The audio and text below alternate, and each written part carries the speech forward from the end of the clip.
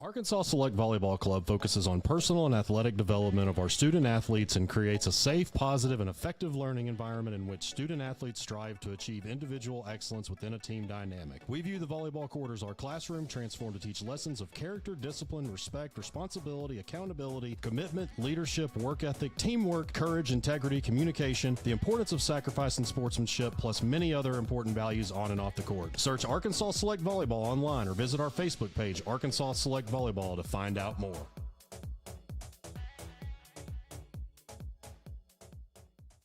And finally, a Central Arkansas success story. A salute to my friends of the Natural State Sports Network.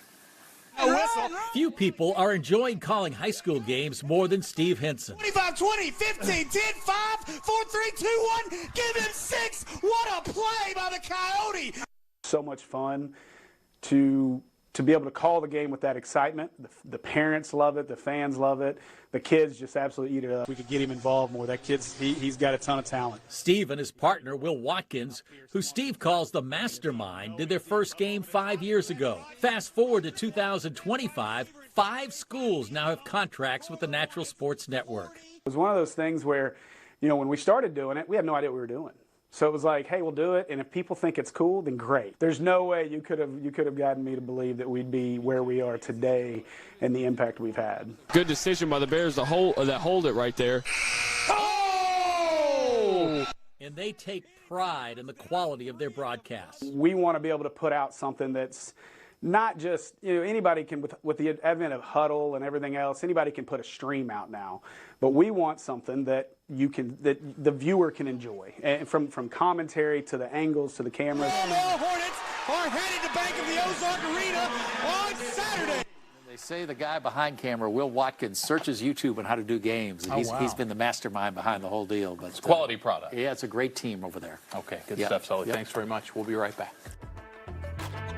Welcome to the 3rd annual Big Miller Football Media Days here at First Community Bank. My name is Kyle Sutherland. On behalf of everyone, I want to welcome you here to, again, this 3rd year event that we have been able to do. Really want to say thank you to the teams who have continuously come back and give us an opportunity to highlight you and your players. Also want to thank our other sponsors, Arkansas Select Volleyball, as well as Blue Ember Smokehouse, who will be providing lunch for us today. So for the next 4 days, we're going to have teams from all across the state. We're going to get started with the North Little Rock Charging Wildcats this morning and head coach Brad Bolding. And then I think we've got around 60 to 65 plus teams that we are going to be highlighting today, Tuesday through Friday. So I'm not going to take up a whole lot of time. We're going to get to the teams and the questions. So I'll welcome up head coach Brad Bolding to give his opening statement and introduce who he brought with him.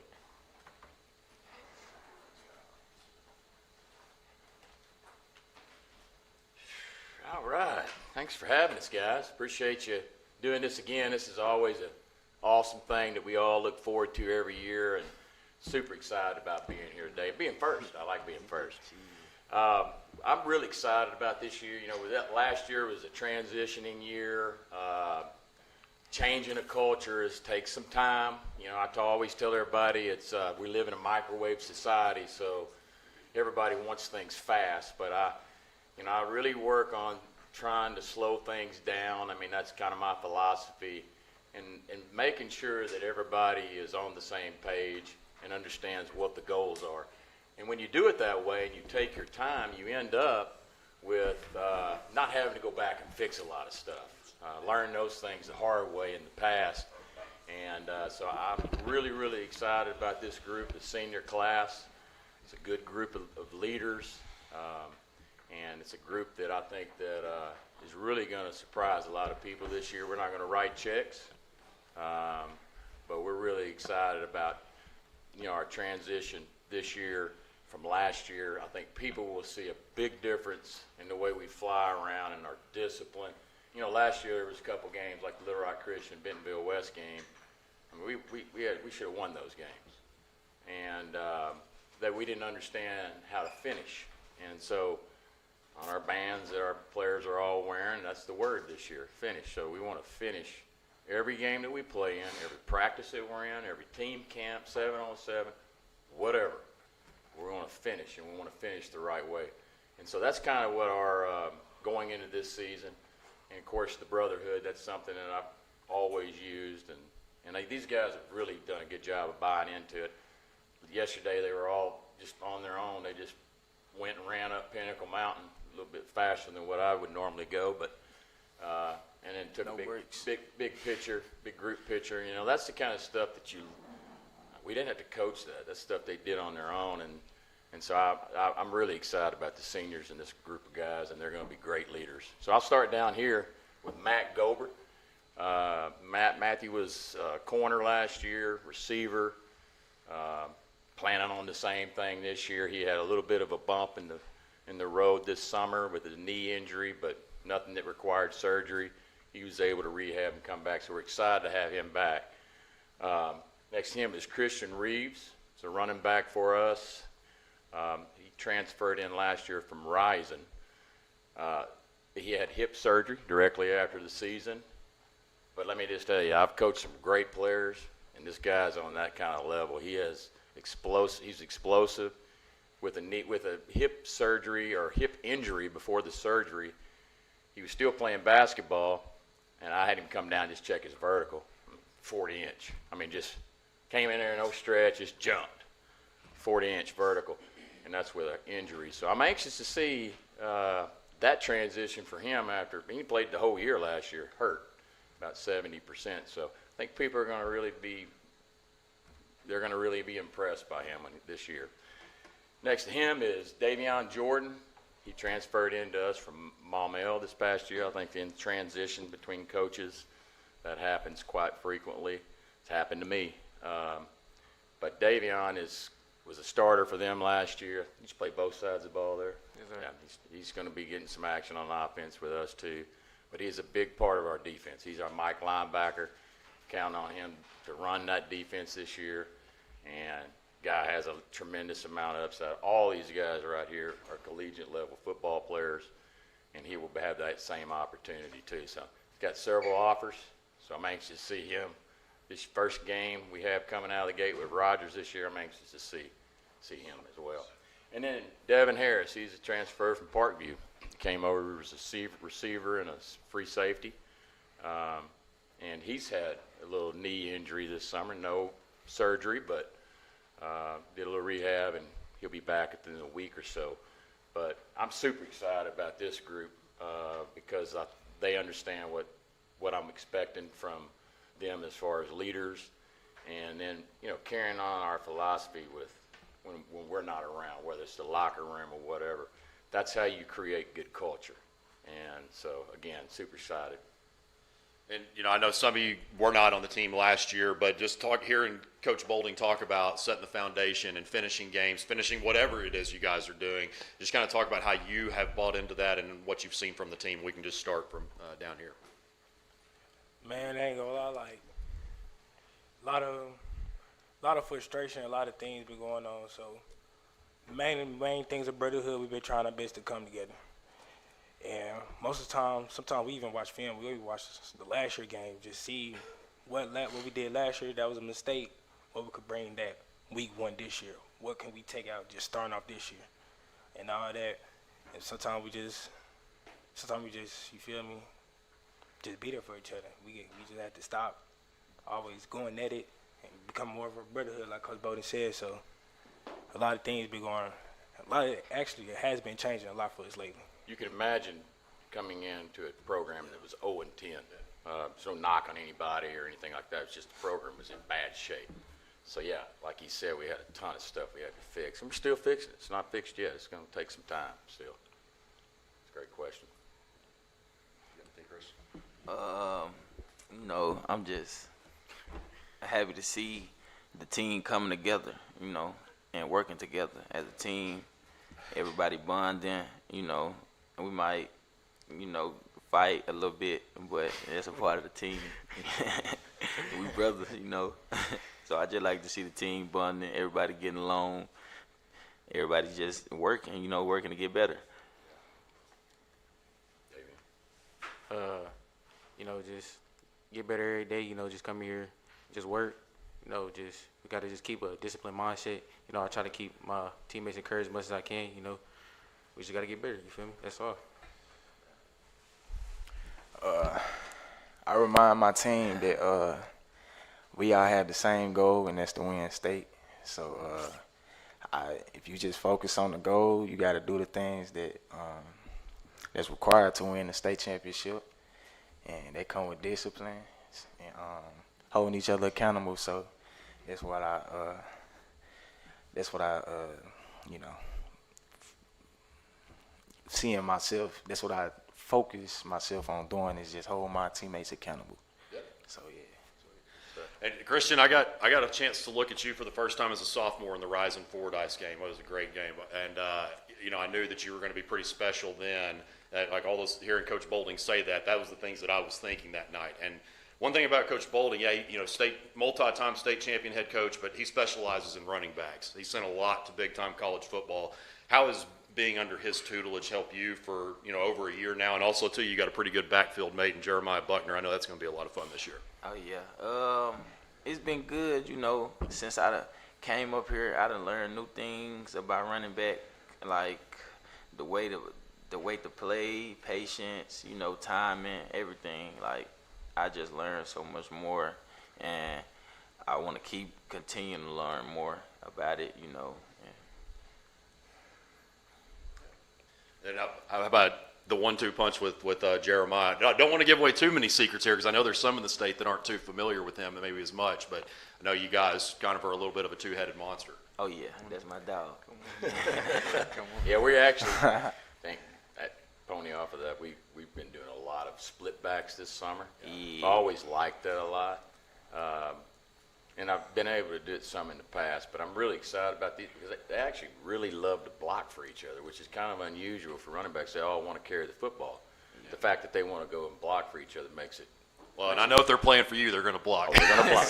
Oh yeah. But Coach, being back in, you know, you had a very successful stint at North Little Rock, you know, 07 to 14, whatever it was, and you know, at that time, not that the conference was bad or anything, but that was run by the 7A West or 6A West, whatever it was at that time. So just kind of talk about now, you know, with the Bryants and the teams that you're playing. I think last year 5 of the 8 coaches in the league had won at least one state championship. So maybe just talk about some of the differences that you see in the league compared to the first time. That's a really good question, Kyle. I'll tell you, let me just tell you this much. Bentonville of old with Barry Lunny would mop the floor of all these 7A schools now. No disrespect to anyone, but you're talking one Bentonville school, and I'm telling you, I played them. I know, and I played against them with teams that were really, really good. That group with Al T and them, and KJ too. But Bentonville was on another level. I mean, they were going over to Texas and beating some great Texas teams.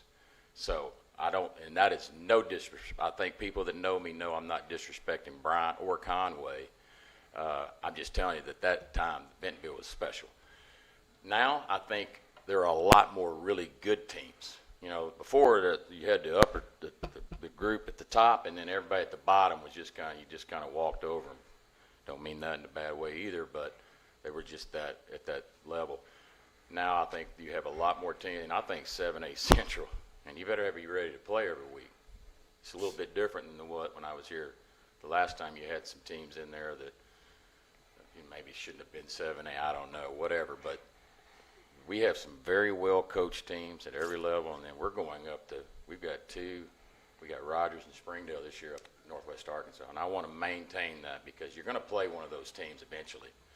And so you better get comfortable with that area up there. I've coached there, so I'm very familiar with it. So we got, like I said, we got Rogers and Springdale this year. But it's like the top level teams, you don't just have the 1 or 2s. It's all the way pretty much, you know, to the bottom. Yeah. I mean, you got to play every week. Yeah, no doubt. And to the players, talking about at the beginning about, you know, finishing whatever it is you're doing, what are some things maybe that you felt like after the season you needed to work on throughout the offseason that just kind of improve your craft a little bit? And we'll start down here again. Conditioning. We weren't as much as running we did. A lot of us kind of slacked out when it came to conditioning, especially during the season. So when it came to them close game, end game, we were tired. We weren't thinking, head wasn't straight, and all that. So that's what I'll say about us. Do you want to know like what I need to work on personally or as like a team standpoint? Yeah, just like one things that you kind of evaluated yourself after the season and needed to improve on. I say I needed to improve on my like patience. That's a big key. patience, anticipating the play. Like, you got to slow down and just let the play out and let your linemen do their job and trust in them. I would say being conditioning. I want a mindset of taking no plays off, being able to go to 100% every play. And I'd say my eyes. As a D-back, eyes are very important. Eyes, they'll get you messed up, and they'll mess up some plays. So I say my eyes. One thing too, Kyle, I just want to brag on these guys that came that transferred in. I don't know if they've noticed it, but we have. I mean, their bodies have completely changed. So I think that's one of the big things that's really I've noticed when those guys coming in is their bodies look different. They're more athletic and they move around differently. Coach, that kind of leads me into the question that I had for these two guys in terms of just that jump from 5A to 7A. Have you seen anything different? What do you think? It looks different from those two levels. Yeah, I feel it's different. The practices, the workouts. It's all different. And I like the change. It's making me work harder and making me become better as a player. So, but I definitely feel the difference. I see the difference in the weight room. From Parkview, I had about 2 or 3 workouts. I came to North Little Rock. We have like 9 or 10 in one session. So I see it in the weight room and on the field playing other teams. I see how much faster it is, how much bigger. You have to play fast in 7A. That's one thing about 7A. You have to play fast. You can't lollygag around. So, yeah, it's a difference. Hey, Coach, I know throughout your career, you preached a lot about defense, and I think of some of those Parkview teams. Some of the best defenses we've seen in the state in recent memory. How has that side of the ball come along? We talked about your running backs and some of your skill players. How has it come along defensively? Yeah, J.J. Huell. I hired him when I was here at North Little Rock the first time, and he was Sylvan Hills head coach, and should have gave him more time. He's a great coach, and he has done. I sent him over to meet with Bobby when I first got the job because I knew I wanted to run the same defense that we ran, and man, he went over there. He's a super smart guy, and so he went over there and learned it all. Spent 2 or 3 weeks with Bobby, and so I feel like we are just a kind of we're not there yet like we were at Parkview, but we're on our way, and I think it will be a little bit easier because I have more players. Trying to work those pieces and putting them in there, and we had to really work. You think about it, when we beat Bryant there, we had 6 or 7 people going both ways. So, you have to really work that. And we're going to have guys going both ways too, but I don't think at the same level. We won't have as many. And one of the last ones I have for you, Robert Jackson's a quarterback that you've worked with him for a long time now, and I know that you talked about how you feel like he's going to make a big progression this year. So talk about your junior quarterback that probably will have a lot more eyes on him this season. Yeah, he got an offer this summer, so he's had a good summer. When you get offers in the summer, I'm super happy, and it's UCA, so Nathan Brown's a really good quarterback coach. But I think, he seems to have gotten taller. Do you guys think? He's almost close to 6'4", he's 6'3", but his arm strength, I think that's something people are going to notice. He's another one, for whatever reason. Christian and my quarterback both had hip surgery. His was a defective birth deal, but it's fixed, and he's moves around a lot better, so I'm planning on probably running him more, which makes us a lot more dangerous when you can run and throw, because he throws the ball really well, but being able to run a little bit with those backs that we have and the receivers that we have, I think will give us an explosive look at times. All right, fellas. Well, we really appreciate the time. Thank you all for coming down. Thanks for having us, and thank you for First Community Bank.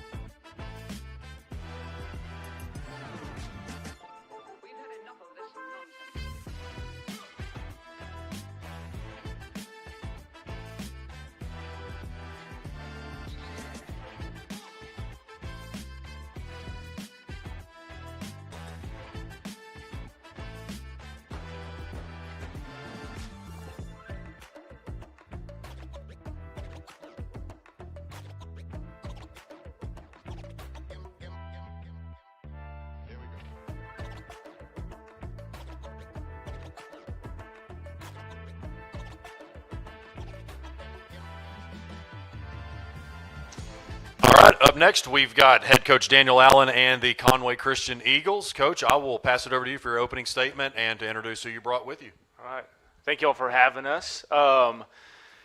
We're excited for this year. My first year as head coach here at Conway Christian, been here for 10 years, so excited for that. Moving up to 3A, so just the adjustments with that. The guys have come into spring and summer and just worked hard and just whatever we've asked them to do. I've got with me 3 juniors. So Kendall Willis, he is an outside linebacker for us and an offensive tackle. And then Easton Hartley, another junior, he plays receiver and defensive back. And then Cam Elder here is a defensive end and a tight end receiver for us. So all juniors. So I'll get the players to count on it too as well. But you being first-time head coach, moving up to 3A, obviously coming off the I guess 2 years ago, coming off the state championship season, a lot of new things for everybody. So just kind of talk about your off-season plan. Was there any changes to it, or is it just kind of business as usual, as how you've always done it? Yeah, there was. Every season has different obstacles and things like that. This one, obviously, an easy one is saying we're moving up in a classification. There's other things, like we have a lot of turnover from last year we graduated like 13 seniors. So we have a lot of guys that are having to play in new positions and stuff. But as far as off-season stuff, we didn't really approach it any differently.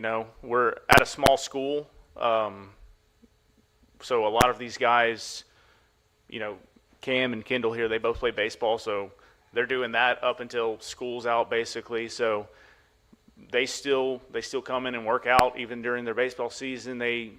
Once we get into summer, we've done that the same we've done since I've been there, as far as lifting, doing team camps and 7-on-7s in June and now in July. So we haven't really done anything different. They're aware of the challenges of playing bigger schools. The good thing for us is, we have 4 of the 6 teams we play are teams we've played for the past 6 years. We've had Atkins, who's in our conference, on the schedule for the last couple of cycles. Quitman's, we've played them since, we used to be in a conference with them. We've always had them on conference. Bigelow is another one. So, it is new, and there's new teams, and it's a new conference and things like that, but there's a lot of similarities. And, the difference between 3A and 2A, I don't know. I was telling them on the way here, I don't know who the traditional 3A powers are, really. I'm not used to that. So I think there's unknowns and things we'll have to figure out as we go. But at the end of the day, it's football, and you prepare the same way. And you just, whatever team's in front of you, you go play them. So. Yeah, and I'll kind of get the players. We'll start down here, too. Just kind of you guys ready for the challenge. Like Coach said, some of these teams you are familiar with, having seen before. But just talk about the excitement of that challenge of moving up in classification. Yeah, I can say that I'm very excited to be in 3A. And it's just a new experience for us as, players to see, if it's better competition or not. And I don't know, just say that I'm ready to play. I kind of agree with what he said, the excitement of moving up classes, but I definitely think that we have a younger team, and so it'll be a good way for us to become one and play together as we move up. Yeah. I think us moving up to 3A is just like an opportunity to get better, and I just think that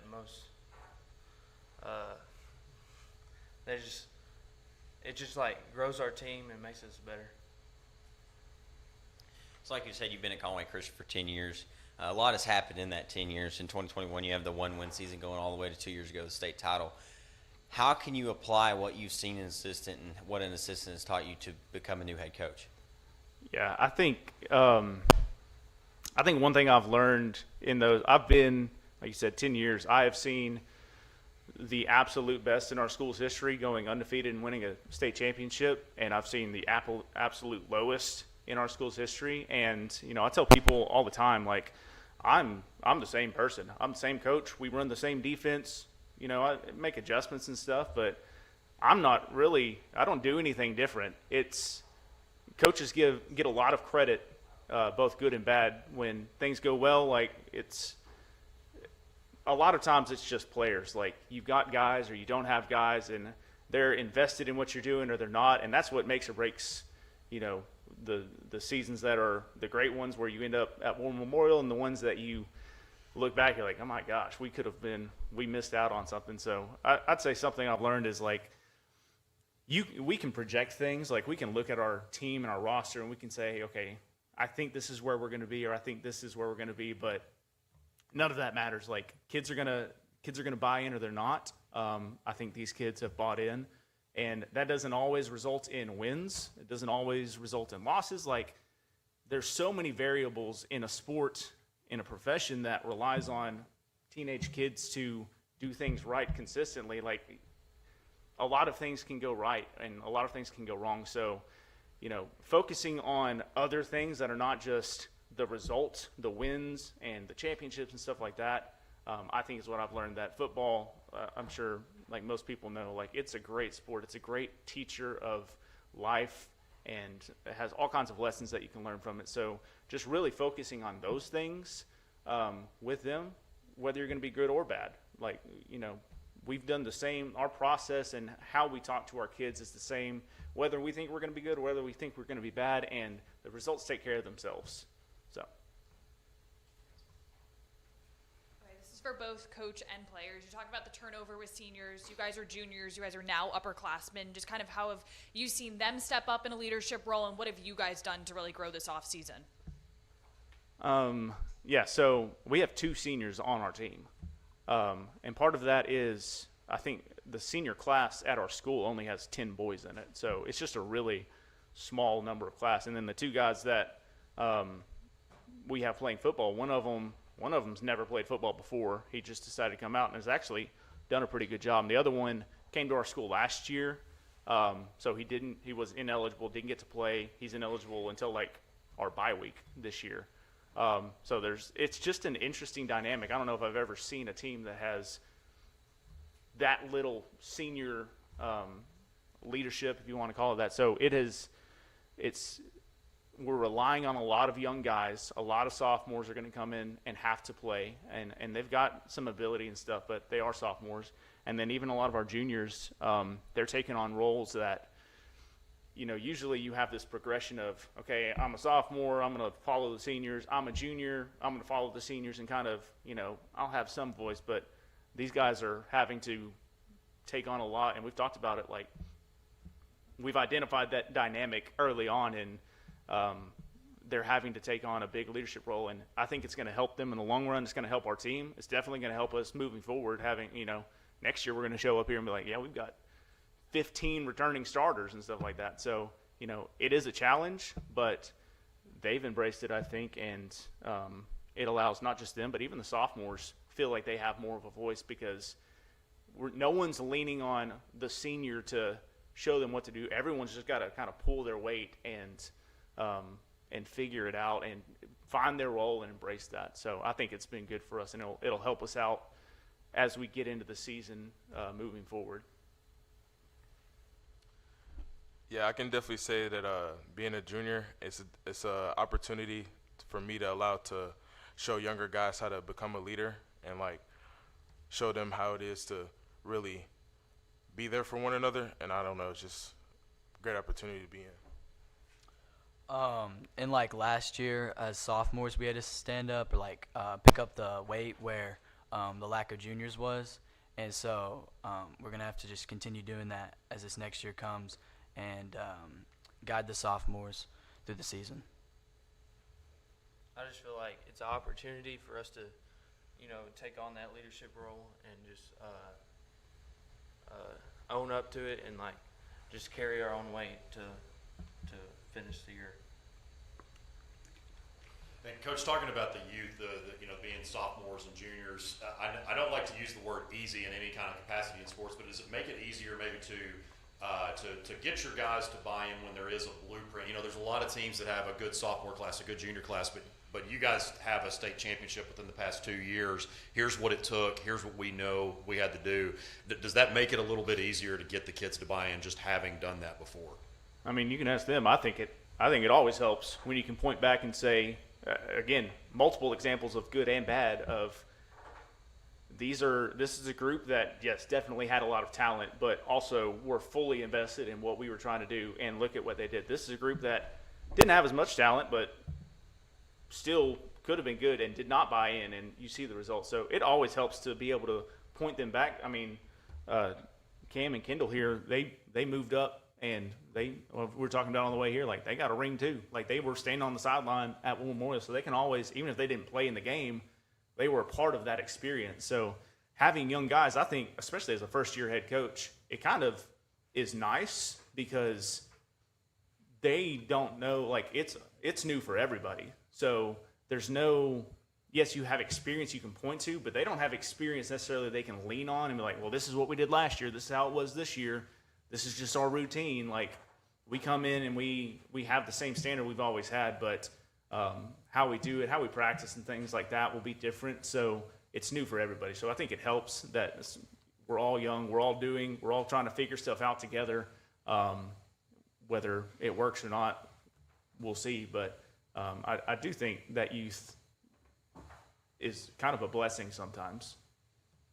And Coach, I'll ask you, and then also the two players that were on the state championship team. I had a chance to call that in the booth. It was a really fun one to be a part of. I mean, Bigelow brought a lot. Y'all brought a lot. It was a lot of fun.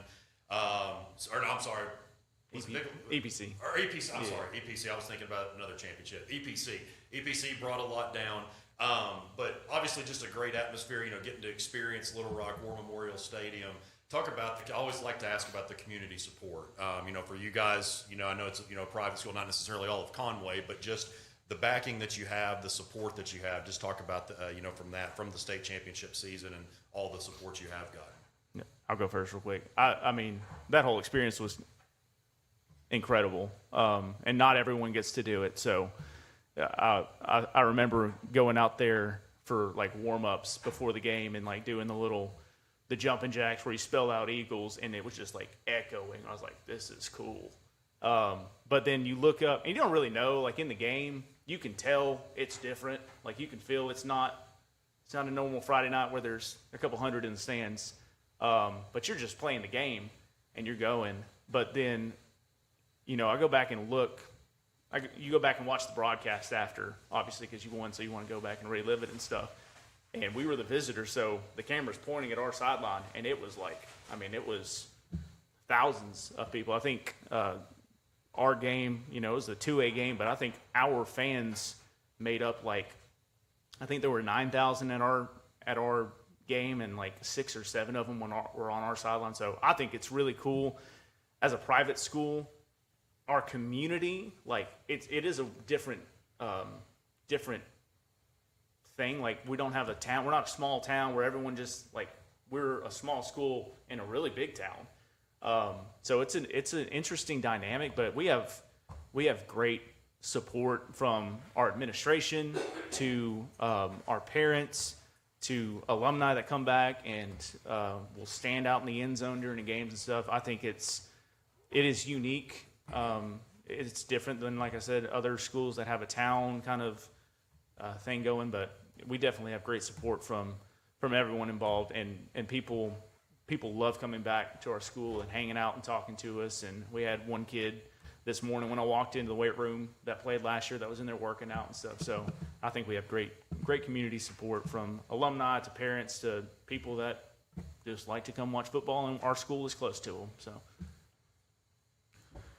I can definitely say being a freshman during that time was, I don't know, it just kind of felt like a movie, because us leaving on the bus, the parents were just cheering us on with cowbells and stuff, and it just felt like a movie. And then when we got there, warm-ups, it just, like Coach said, Eagles echo, just, I don't know, it just felt different. And then when we won, I don't know, it was a good experience to be in.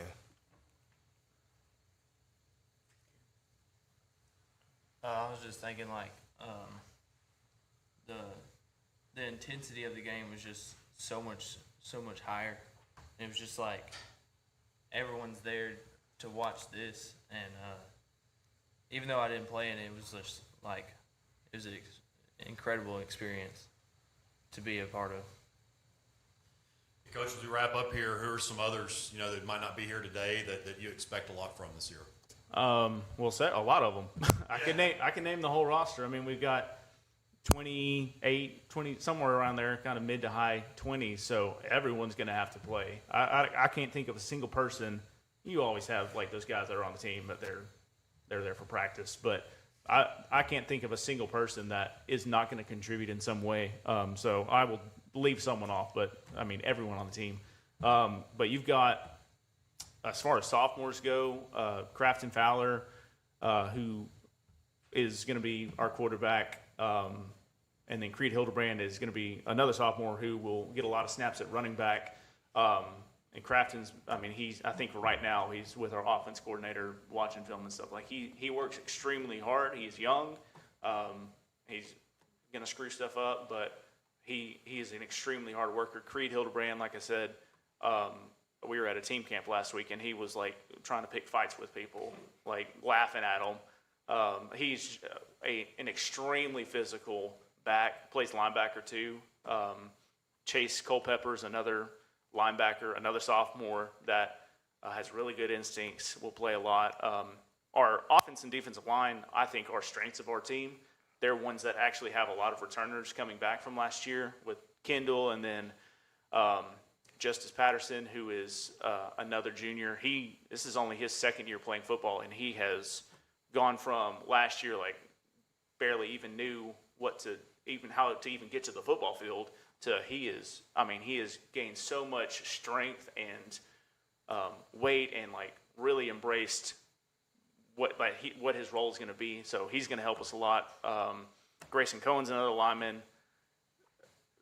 I could go on and on. Pierce Risher's one of our two seniors. He'll play receiver. Makai Pleasant, this is his first year playing football. He's another junior that he's a basketball player, and he decided to come out, and he's just, he is extremely raw, but is just a really good athlete, and he'll play corner, some receiver. We had a 7-on-7 last week. He had 3 picks in 5 drives that he played. So he's just got good instincts. So there's a lot of guys, like I said, I could mention that. Sorry if they're watching and I didn't say their name, but we're counting on a lot of people to help us. And our depth and having the ability to rotate is something that's going to be a challenge. But if we can get those guys to come on, it's going to help us out a lot, playing up in a higher classification against teams that are going to have more people than we do, because we're not, even though we're 3A, our football team numbers are not quite to that level yet. All right, Coach, guys, really appreciate y'all coming. Thank you.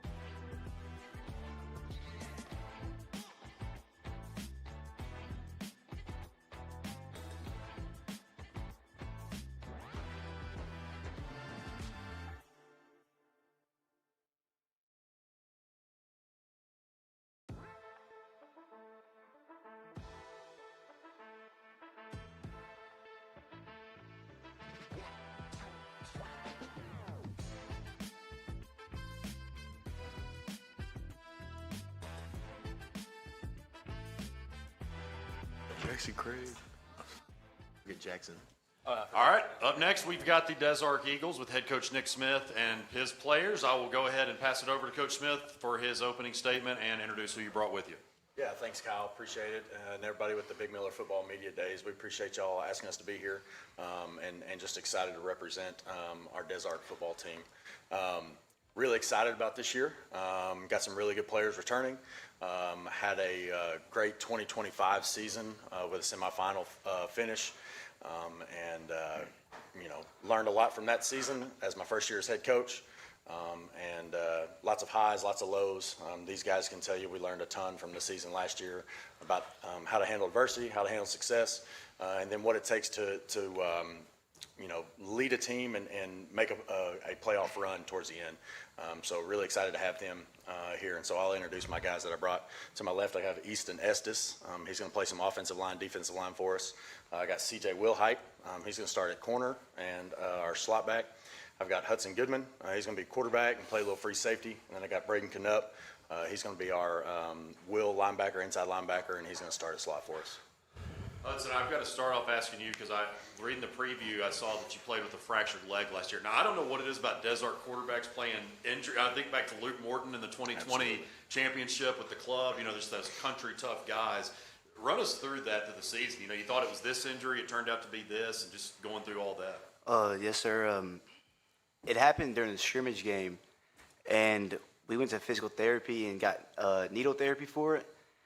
And that's just kind of what we treated it as. And then I kept going, and it kept getting worse during practice. And then we played Cross County week 8? Week 7 we played Cross County, and a guy named Danny Bill landed on my leg. And it kind of just wasn't the same from there. The day after, we went to UAMS, got an x-ray, and it was actually a healing fracture. I'd been playing on it so long. And then, I just missed the next week EPC, then played McCrory Hector, and after that. Well, Coach, you talked about you were previously offensive coordinator and then took over last year as head coach. And I think facts will show that your conference is the SEC of 2A. The state champion came out of there. You guys played them twice. You talked about the semifinal round. Just talk about that. Obviously you knew about playing tough teams before and playing in the biggest games of the season, but just now being in charge and going through that, talk about some things you learned. Yeah, it's something that we definitely talk about. In 2A, we believe that we play in the best conference in the state. And it was something that we discussed last year going into it, and we still discuss it this year. It's not something we shy away from. We know going into every season we're going to play people that are way more athletic than us, way faster than us, way stronger than us. But it's something that we don't shy away from. It's something we embrace, and it's something we really attack. 3 of the 4 semifinalists came from our conference this last year, and it was really something that we loved and we embraced. And even the teams that didn't make the playoffs, they were still really good football teams. Earl Bulldogs beat us week 5 last year, or week 4. Really tough game. They have tons of athletes, and so you go down to McCrory, Mark Tree, all those guys. They're really good football teams and really well coached. And so it's something that we have to be prepared every single week. You can be knocked off at any week in this conference, and so it's something that we embrace, and we look forward to the challenge every week. You talk about that conference being so tough. You also have a pretty good non-conference. You go on the road to Hazen, which is a historically good program. Now you add Clay Toddy in the equation. You just have to imagine it's going to get better. And you also host Carlisle, which was in the last few years has been a good program. What can you say about your non-conference schedule? Yeah, it doesn't matter which conference. Well, I guess if we were in the same conference as Hazen and Carlisle, it would. But those are 2 games that we always try and schedule. Once we moved out of the conference a couple of years ago, we just marked it down. Hey, we're going to play Hazen and Carlisle non-conference. We're 11 miles from Hazen and another 18 probably from Carlisle. Once again, those guys don't shy away from it. We don't shy away from it. We just know that we're going to play them at some point, whether it be conference or non-conference. And then week 0, we have Palestine Wheatley. We added them. We dropped Ball Knob and then added Palestine Wheatley. Another really good program. They play really good football. And so, Hazen every year, that's always a big turnout no matter where we play them. And this year it's going to be week 1, and then we host Carlisle week 2. They've kind of had our number the past couple of years. They've been a really good football program. And so that non-conference, that's something that we really enjoy. We really look forward to those early games that are going to give us that momentum once we get on into that tough conference. For the players, we'll start down here talking about the Hazens and the Carlisles. I have family who are Carlisle graduates, so I know all about those rivalries. Just talk about that being so close. I imagine y'all grew up with a lot of those guys and just being able to compete with them in those fierce rivalries. Yeah, I would say I live fairly close to Hazen, so I mean I know a lot of guys from Hazen, so that's always a big game. It means a lot to win that game, and to just be playing those guys. The Carlisle game, I know a lot of guys from there too. I don't live too far from Carlisle. That's always a good game. They've got us past few years, and I got a lot of respect for those guys because they come out and play their best every time we play, and it's just good football. Like he said, we know a lot of those guys. I became friends with them the last couple of years. Hazen, same way. We kind of grow up knowing the basics of how much that game means, and rivalries in a small town, there's nothing like it, so we just look forward to it every year.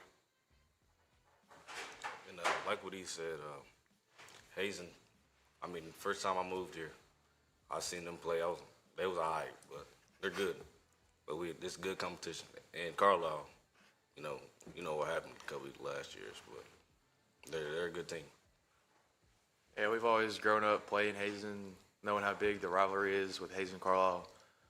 Like, playing them is always important to us. Carlisle's got us the past couple of years. Hazen's always a good game. It's always good competition.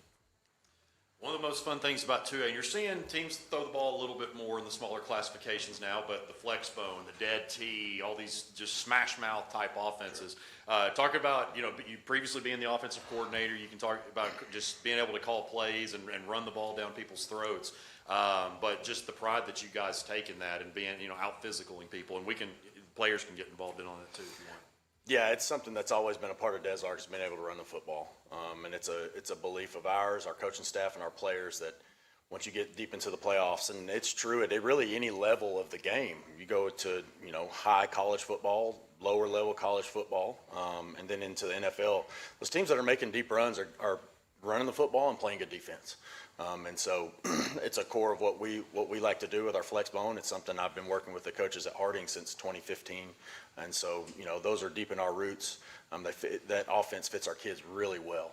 Our linemen love it. They love to, that different stance. They love to get down and get in people's thigh boards and play with a flat back. And then our skill really like it. People like to think that at times it can't really be explosive.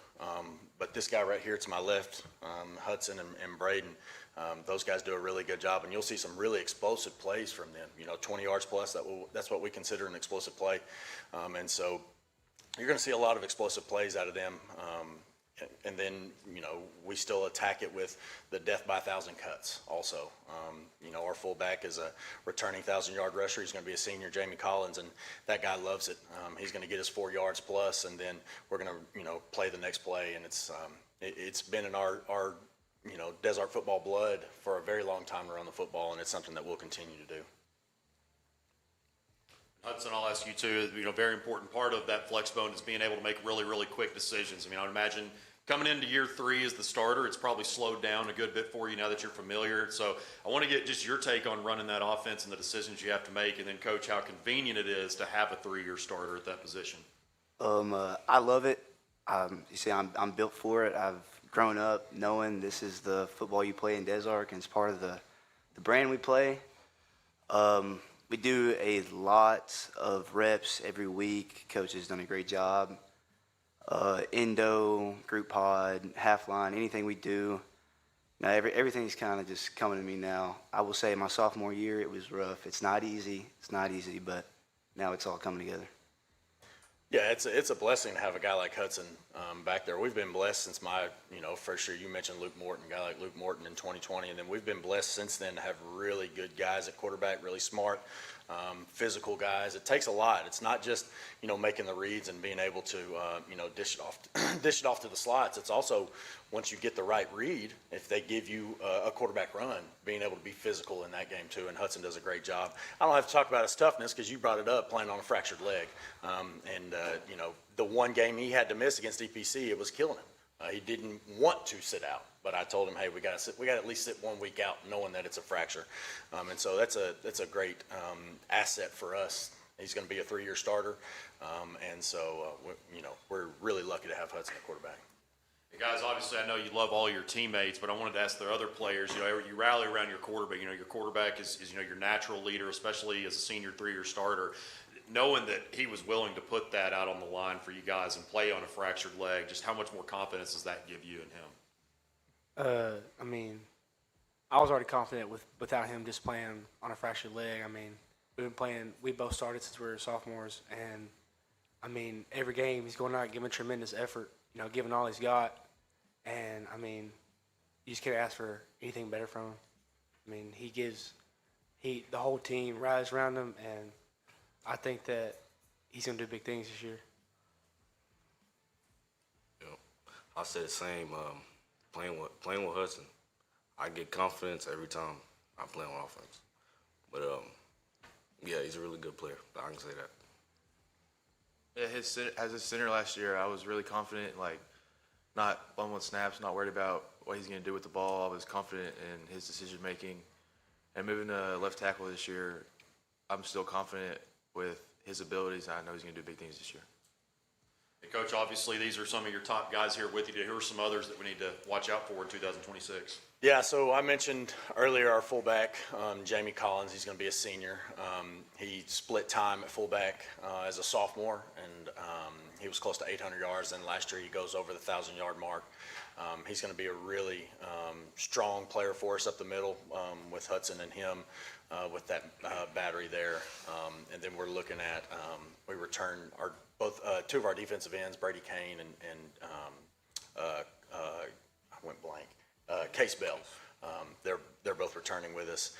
We have a senior offensive lineman, Mark Tennyson, and then both these guys at slot. They're going to make some big plays for us, and then we have a couple young guys, a couple sophomores that are going to make some really good plays defensively for us. Beckett Knupp and Luke McIntosh are going to step up in a big way. Being 2A football, you know, we have a lot of guys that are going both ways. And so these guys, they're going to be making plays on offense, the explosive plays I talked about, and then they're going to be turning around and getting interceptions and you know, having all of our tackles on defense. So really excited about our team this year. And to wrap things up here, and anybody who wants to speak on it, certainly feel free, but just talk about the community support. Another great thing about small town ball is, I mean, everybody's at the game on Friday nights. You got the last one to leave, you got to turn the lights out, and just talk about the community support that you guys continue to get year in and year out. I think that I'm blessed to live in a town like Des Arc, who every Friday night, whether it's basketball, football, baseball, we got guys coming out supporting us. There's definitely more for football. I think that it's just so much easier to wake up every morning knowing that, you know, I'm playing for something more than just to win the game. I'm playing for all the kids who, like I grew up watching Des Arc football. I'm playing for all the kids who are on the sidelines watching, in the back of the end zone playing touch football, watching back there. It's just a great community to live in, and it's super nice knowing that you're playing for something more than just a game. Like he said, me and him grew up on the sidelines together, watching every game. I had two brothers that went through the same program, and we all know, everybody here and everybody at the school, we all know that playing football for Des Arc means a lot more than just, you know, playing the game football. It's for the town, and we all love it, and I don't think we want to be anywhere else. Yeah. Coming to Des Arc, you know, I'm from a big city. Coming to Des Arc, I came here and everybody, I got a lot of attention because big school, you don't really get a lot of attention unless you play. But came to Des Arc, and it's a good community. I like it. Yeah, I've always grown up watching football. My brothers played it. Being around this community means a lot. It's more than just putting on a jersey on. It's what our jersey across our chest says, Des Arc. Des Arc's our biggest supporters, our community. I'm just blessed to have them as a supportive group. I'm just blessed to be in Des Arc. I wouldn't want to be anywhere else. All right, guys, really appreciate y'all coming down. Thank you, Kyle.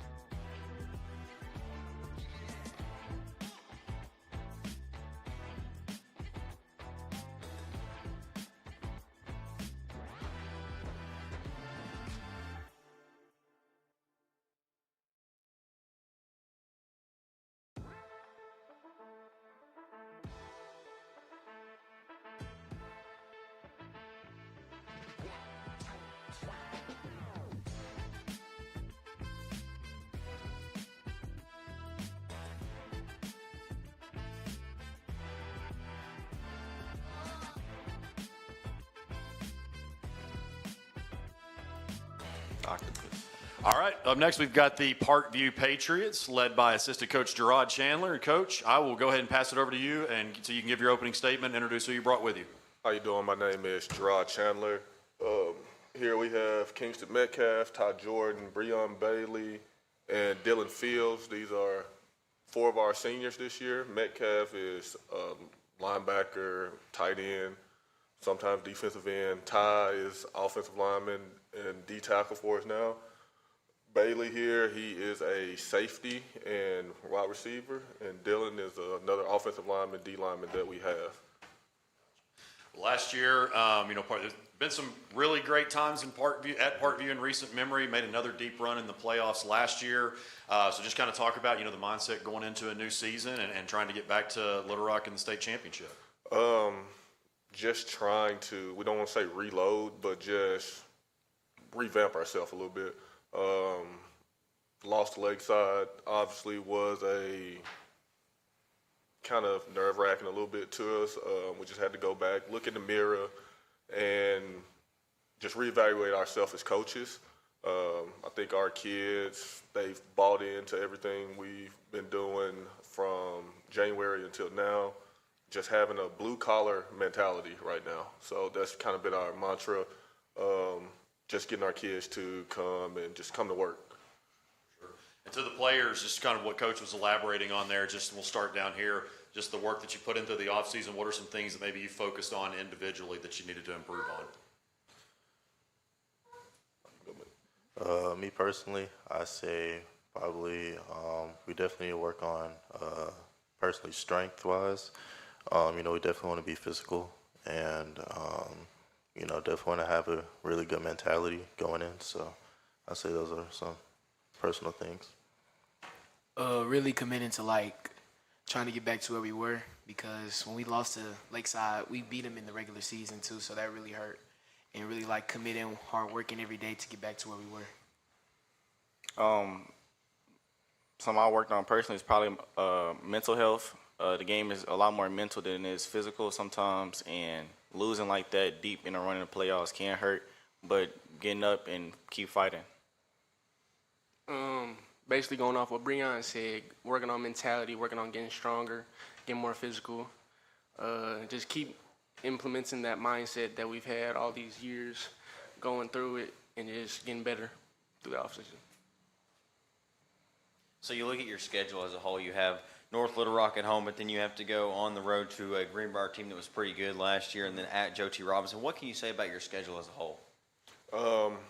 Honestly, the biggest thing for us is that it's different. We don't have to travel 2.5, 3 hours. So we're just looking at 45-minute bus rides. We don't, we don't have to get our kids out before lunch. Just a change in pace. It's not necessarily the opponent. It's just a change in pace, and we're not traveling all over the state anymore. Building off of that, so you move into a new, the 5A South, you just look at it, it's been really the past 3, 4, 5 years, it's been the best conference in the league. And then you guys add yourself to the Central and all that. Just the non-con is always tough. You guys have played those schedules for a while, but just being in a new conference, and as you said, not having to travel so much to Magnolia, Texarkana, places like that. Honestly, it's just, again, we're in the same area. Our kids, we don't have to jump around in routines. So we're kind of big on routines. We don't have to have a week where we are getting out at 11 o'clock and you have to stop halfway through, have a walkthrough, eat, get back on the bus for another hour, ride, and try to get our kids to wake up and perform. Versus now, they can come to our athletic period normal, get on the bus, or we'll go eat, get on the bus, and then it'll be playing is just like the practice to us. It'll be at a normal time where we're in a normal routine just about every week this year. And got a new quarterback, Eli Moody. I would define him as electric. I've had a chance to watch him for a while now, and just kind of talk about maybe some of the guys, some of the other ones that aren't here that you guys expect to make big plays for the Patriots. Moody, yes, he's a game changer. We had a quarterback, he transferred out, and honestly, we're looking. We had our sophomore quarterback coming up. We're training him, and Moody walked in. He's helped tremendously. He's helped our young sophomore quarterback. He's helped him grow as a quarterback in general, where he can slow down. He doesn't have to speed himself up. And I mean, Moody, everybody knows he's an athlete, so he can just do what athletes normally do. Other people who aren't here, we have Sadiq Goji. He'll be a sophomore running back. He's a very good player. Who else do we have? Knox Hodge, that's the sophomore quarterback I was talking about, so he will be a backup quarterback and play a little receiver as well. Then we have Carmelo Johnson, senior receiver. He's not here. He's really right now, he's my starting corner. So that's what I'm looking for him to be able to excel at, also at receiver as well. And to the players, you look at Parkview about a decade ago or so, and things were not near like what it is right now. And now that you guys are some of the next ones up to continue that legacy that really kind of, we'll say, began as far as like 2022 championship and so forth. How much pride do you all take in that, knowing that you're getting to now the baton is passed to you and you're getting to continue those legacies? We take a lot of pride in that. We always want to, keep it going. We definitely don't want to be the ones to, make the whole thing just stop. So, we definitely want to keep it going. I'll say we definitely take tremendous pride, and we also have to persevere through the media, the other teams, because, like you said, 2022, all people remember is those players. They don't really know who we are, but we're going to show them, definitely. A lot of pride in it. Want to continue to live up to that expectation and even improve on that expectation. Keep building onto our team and keep getting better. And Coach, with Brad Bolding going to North Little Rock last year, obviously Bobby gets elevated, the head coach, one of the best that we've ever seen in this state. How much easier did it make the transition that, you had a new head coach, but he had already been on staff running the defense and all that? It honestly wasn't a transition. Because even when Coach Brad Bolden left, we just kept doing the same thing, like throughout the offseason, not knowing who our head coach was going to be, was it a month or two? Not knowing, we just kept doing what we were doing, and even when he was elevated, we just kept doing the same thing. Nothing really actually changed. We just kept doing what we were doing, just building on what we had. And in that time, talking about, that Parkview has been one of the top teams in the state, running the football, not that you can't pass or anything, but running the football, defense has been big. I know that Coach with Brad Bolding and I used to talk about special teams all the time, just all three phases of the game. Talk about how that has been a huge part of your success, focusing on running the ball, playing good special teams and defense. I'll start with special teams. In college, I played at Arkansas State. That's how I got my first touch of the field, was on special teams.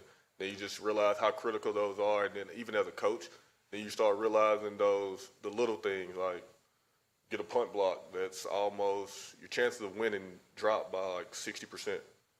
And so just the little things on special teams. Then as far as running the ball on offense, if you can't stop me running it, I can shorten the game and I can keep moving the ball. I don't have to speed up. I don't ever really get out of rhythm, per se. And then one of the last ones I have, I know obviously getting back to getting back to War Memorials, if you don't play there all your home games there all year, but as far as in a state championship atmosphere, I know that's kind of your goal, you guys' goal, obviously win a conference title, but what are maybe some individual goals that you do have for yourself as well as just team goals overall? Personal goal I have for myself personally is like being like an octopus. An octopus has multiple hearts, multiple brains. Being different than everybody else, definitely gotta come different. Personally, I have worked on multiple things to get us back there. I promise we're gonna get back there.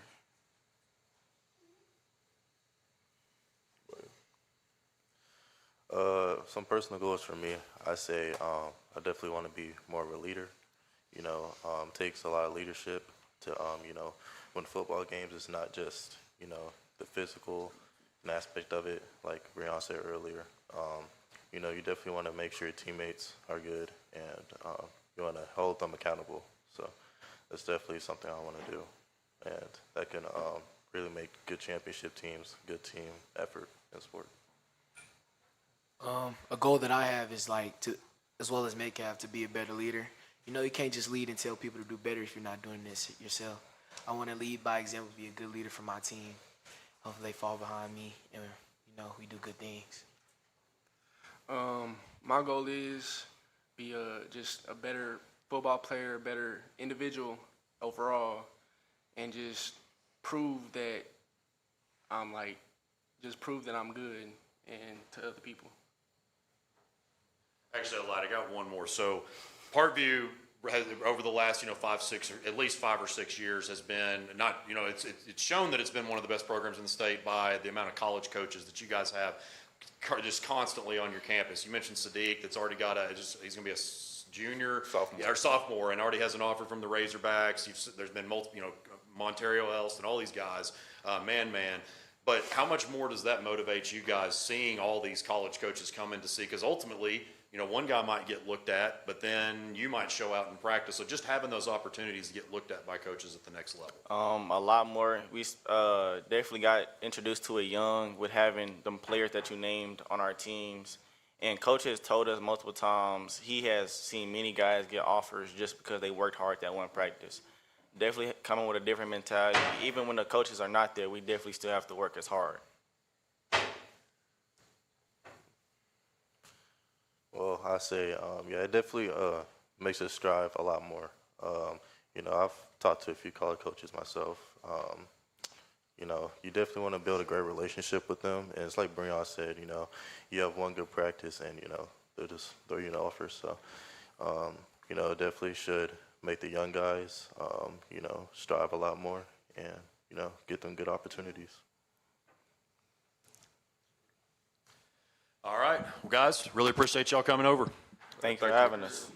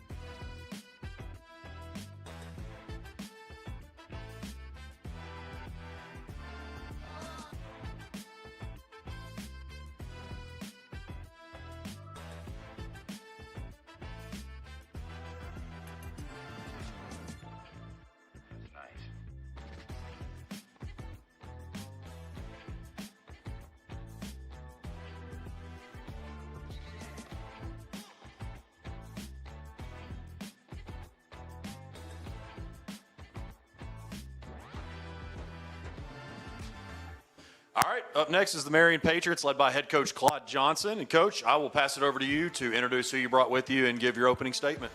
All right, first off, I want to appreciate you guys for inviting us today. We're very glad to be here. So at the end right here, we got Chase Davis, senior receiver. Colton Kimball, he's going to be DB/receiver. This is Walt Tucker. He's going to be playing in the O-line.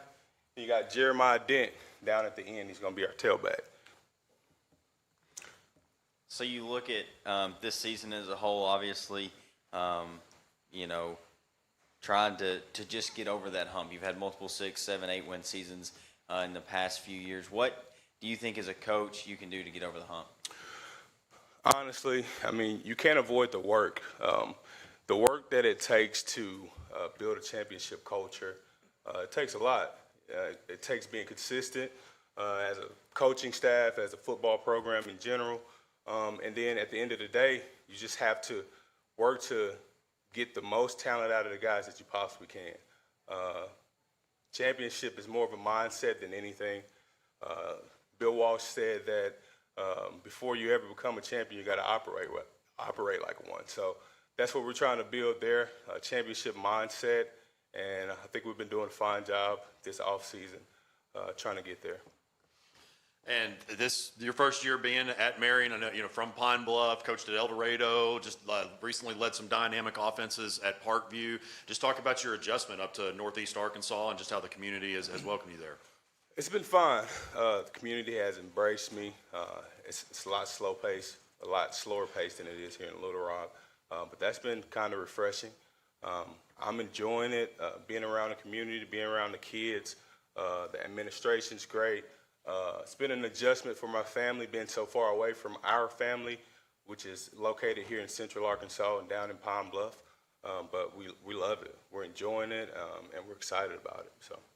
And to the players, Jeremiah, I definitely want to get your take on this. You know, talking about those dynamic offenses at Parkview and what he did with some of those athletes. You know, you're about to play, you know, big level college football. And so talk about just getting the ball in his, I know that you haven't played any games yet, but as far as like team camps and just the way that the offense is run and any of the other offensive guys, I'd love to get your take as well. Man, I say first, man, I got a significant O-line. You know, they're going to get me through the gaps and through the holes. So I feel like first I had to rid out my O-line and the gap scheme. So, you know, first we got to start with the O-line. I can't do nothing with my O-line. And I feel like Coach Claude Johnson, I trust him, you know, give me the ball in open space and do what I do. So I feel like, you know, if I got a great team behind me and a great coach who won, 3 wins, so I feel like, you know, I got no reason but to trust my coach. So, yeah.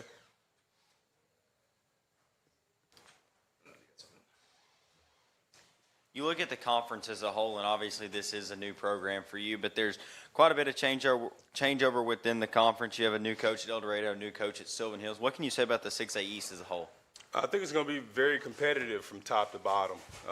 I do feel like there are going to be a bunch of teams that are playing around the same level. I think that at the end of the day, it's going to take the will to win to kind of pull some of these games out late. But the conference is going to be great from top to bottom. We're excited about competing. We understand that we graduated quite a few players, but I feel like the majority of the conference did as well. So change is not always bad, and we feel that we'll have a great opportunity to be competitive as long as we keep putting in the work. And to the players, Jeremiah, we'll start with you and then just go down. Just talk about some things that, you know, maybe when you, after the season, you evaluated yourself, thought, okay, this is what I'm going to focus on during off-season drills and workouts. What are some things, you know, that you all have felt like you needed to work on? First thing I felt like we need to work on is just like building that team bond. You know, we got new coaching staff, you know, all around. We got new DBs coach, new wide receiver coach, running back coach, and everything. So I feel like first we got to build that team chemistry. Without team chemistry, we wouldn't be able to come on the field and play as a team. And, you know, first thing off the field, we got to build that team bond. Our players know, just make sure we got depth. You know, when I go out the game, when he go out the game, you know, we got people who come in, you know, they're going to do their job, you know, just trust each other. But, you know, that's the same thing we have to work on, just like building a team bond and coming close together. Like Jeremiah said, building a team bond, coming together, because we know, like, when we come together, we really can't be stopped, and mainly focus on that going into the off season, working together, going through adventures together, coming together as one. This offseason, I feel like we have to change our mentality so we could get over the hump and achieving our goal of a state championship ring, and also coming together, like they said, and building a bigger brotherhood and just playing together. I feel like we need to work on our team chemistry too, because we is coming closer together, and yeah, our mentality need to definitely work on that. But I feel like this season we actually gonna be good because our mentality is almost there. And Coach, we just had Parkview in here and led, he wasn't here, but led by Bobby Bolding, and, a guy you played for, a guy that you've coached under and has been a big mentor of yours and one of the best that we've ever had in Arkansas. Talk about what he has meant to your career, both as a player and a coach. As we all know, he's a guy that's gonna demand that you be great, and that's something that he did, when I was a player for him, obviously coaching for him as well. And then some things that you could take away from him, it's countless. Some of the lessons that he's taught me over time have obviously helped me get opportunities like the one I'm currently in. But one thing I can truly take away from him is just being around him from a player, and obviously now being in the coaching ranks. He is one of the most adaptable coaches that I've been around. Being able to coach any type of kid at any program and still being able to get the consistent results that ultimately he's done over his career. So obviously the tools, the standard to win never changes, but the way that you have to be creative with different rosters, different programs, and different communities, I think that's key, when you want to be a successful coach. And it was pointed out in your conference, there's, including yourself, multiple new faces, coaches, and all that stuff. But same thing, at least with two of your non-conference opponents. Lake Hamilton's got a new coach. Wynn, they've got a new coach, and I guess they're going to run the spread now. And then you've got a really good 7A Conway team that's in the mix for deep runs every year. So I'm not sure if you or Lance put that together, but just kind of talk about, some of the newness that you're seeing there. Yeah, Coach Clark put it together. I think it's going to be a really competitive schedule. There is not a week that we can take off. So we're going to have to be prepared every week going in and knowing our assignments, and just honestly, it's going to take some real will and, like they said, a mentality shift as far as what we want to accomplish as a team. The talent, the skill, it's there, but the mentality changes everything. And honestly, these guys have done a really good job of being leaders, leading by example, and trying to get this thing shifted in the right direction. Obviously, they've had success, but we want to have the ultimate success. It's nothing like it, but I know it's going to take some work. And Northeast Arkansas, and I say this all the time, I've said it for years, there's a lot of untapped talent there. I feel like maybe it's gotten a little bit, with Kerry Skirney, Jeremiah, you can name Danny Bill, so many others. But to the players, I want to ask y'all, just how much does that give you also an extra chip on your shoulder, knowing, maybe the Little Rock guys or the Northwest Arkansas guys get a little bit more attention, but you also have to travel. I mean, you got to travel to El Dorado, or El Dorado's got long trips. So multiple long trips kind of tucked away in that northeast corner there, but also overlooked at sometimes. I definitely say we always had chip on our shoulder. We seen the Rangers come out with whom they got last in conference. So, I feel like, you bring a team who coming over from 5A, putting them number 3 above us, we're going to have that chip on our shoulder. And, we want to get that state championship. We trying to get over the hump and everything. But, seeing them teams up north and everything in the central area, getting more exposure than us, we got dogs down there too. Like you said, Carrie's carrying me, Danny Bill. So I just feel like we deserve much recognition that they should be getting. So I feel like we got dogs down here too. It allows us to come in every day, work harder, because we know what other people think about us. We know it's other kids that we're getting overlooked at. Kids think they're better than us and stuff. So it just put in our mind frame that we're not the good ones. We need to come in and work harder every day, leave satisfied. It made us more hungrier from the weight room all the way to the field. And on Fridays, we'll show that and prove it to the state that we will be the most hungriest team. It made us feel kind of disrespected because we ain't never been that low in our lives. But for us to be number 8, it don't feel good. So we definitely come to the locker room with grit, then we come work out, put it in the weight room, then we put it in the field. Some days we don't do good, but most days we try to make something out of it. And Coach, earlier you heard these guys talk about, I think just about all of them said team chemistry is one thing that they tried to improve on over the offseason. Hearing how hungry they are to show people that, you know, maybe they were ranked a little bit too low, how does that make you feel as their head coach? So, in this profession, you try not to pay attention to stuff like that. But it does give you an edge, something to work towards, something to prove. And the moment that I got in Marion, just watching the tape, the talent's there. So the only thing that I could, possibly point to was let's get a mentality shift. Let's show these guys what it feels like to train like champions, to conduct yourself like champions in the community, a classroom, all of those things. So ultimately, you have to prove it. You can't talk about it. So I'm teaching these guys just got to put their head down and work. And the scoreboard will tell the truth. At the end of the day, the scoreboard will tell you whether you're putting in the work or not. And we know that it's going to take some time to get that continuity that we're searching for. But, got to put the work in to prove it. As we wrap up here, you've got 4 of your top dogs here with you, but who are some other ones maybe that you want to highlight that have really impressed you through the offseason? So we got some young guys that are going to be very special. We got some seniors that didn't show up today, but Cam Riley's going to be a player that's going to be good for us. We got a pretty good O-line this year. We got Jared Selvey. He didn't make it today, but he's going to be special for us in the O-line. And then we got Nick Beal. He's going to be a sophomore, cousin of Danny Beal. Left tackle is about 6'6". He's had a really bright future. Along with Cole Clay on defense, he's going to be a junior for us. He's been playing really well, developing, going to be a good player as well.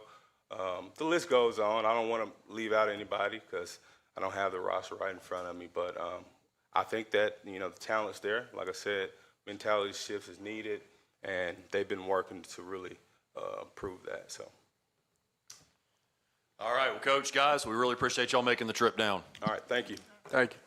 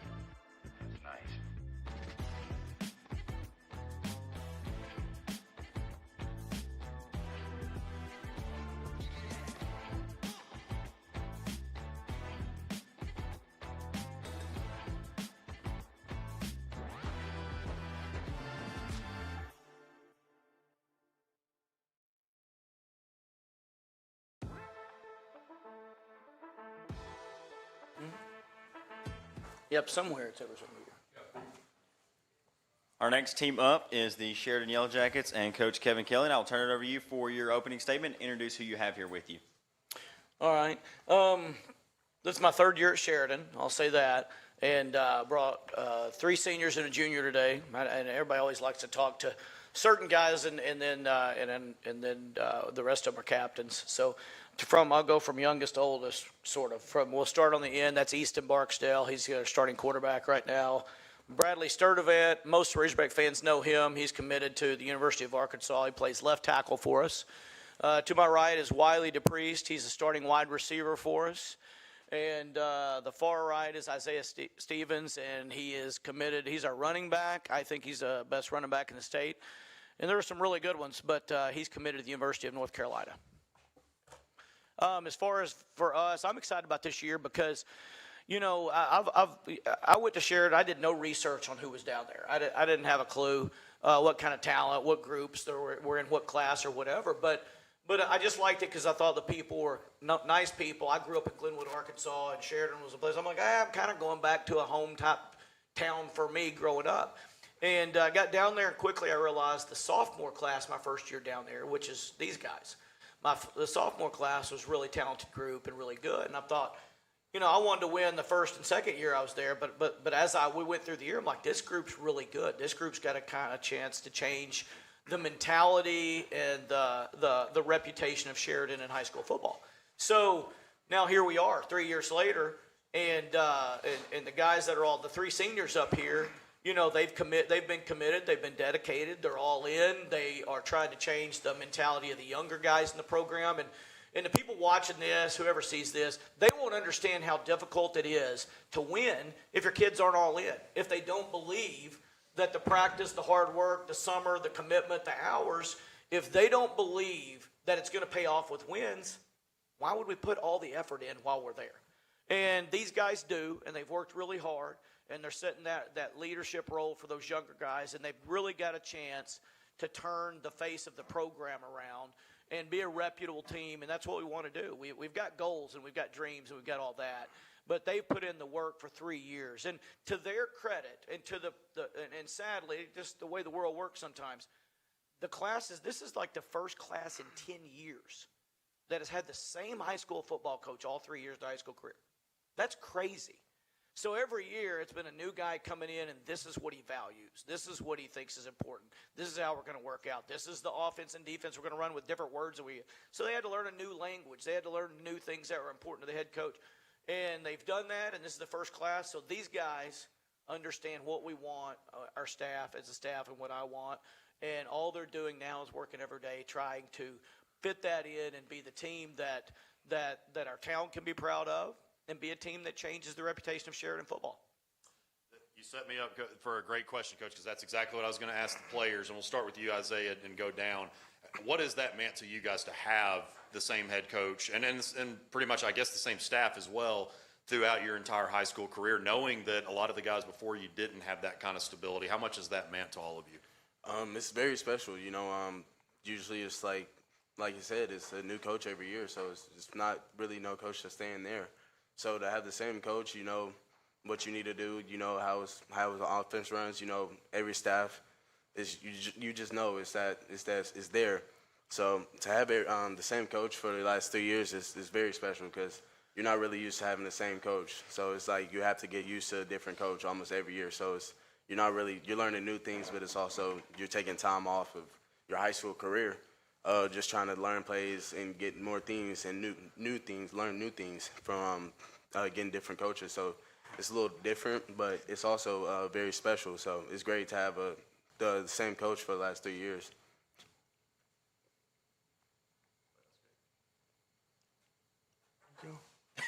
I brought some quiet guys. You're going to have to specifically call on them. Yeah. Oh, no, it's all good. Well, Coach. Oh, Bradley thought we were going to. Well, Wiley didn't want to talk. Oh. You want to say anything, Wiley?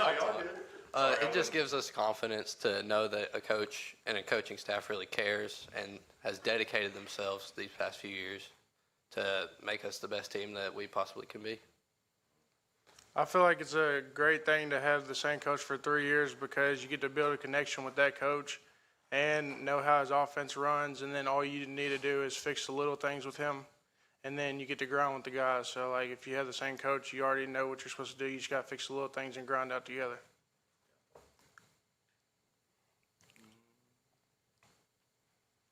You got nothing? No, I don't got anything. They already took everything I was going to say. It's all good. He's the young guy here. He may be a little bit. I understand.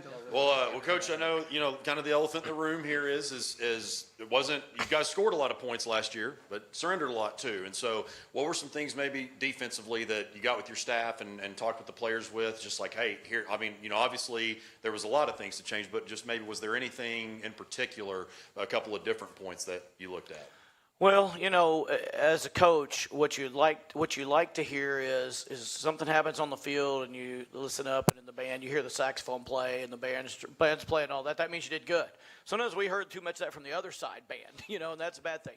But we knew I think we finished third in the country in total offense last year out of 17,000 high schools. So we knew we were good there. And on defense, I'm the one to blame. I didn't get in there, and the offense is so difficult to put in. I spent all my time the first 2 years doing that.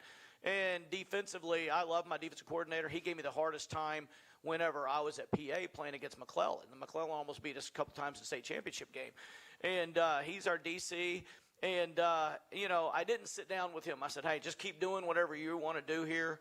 And let me do the offense, and we'll see. Well, we both sat down this offseason and go, oh, obviously this is a fix. We got to fix this. We went and looked and found some teams that look like us on defense. Maybe not as fast, maybe not as big and strong, but had success. So we found some teams in Oklahoma and parts of Arkansas that did that and were having a lot of success. And we just called up. I actually paid a coach to come down here and say, hey, tell us inside and out what you guys are doing, and they did that.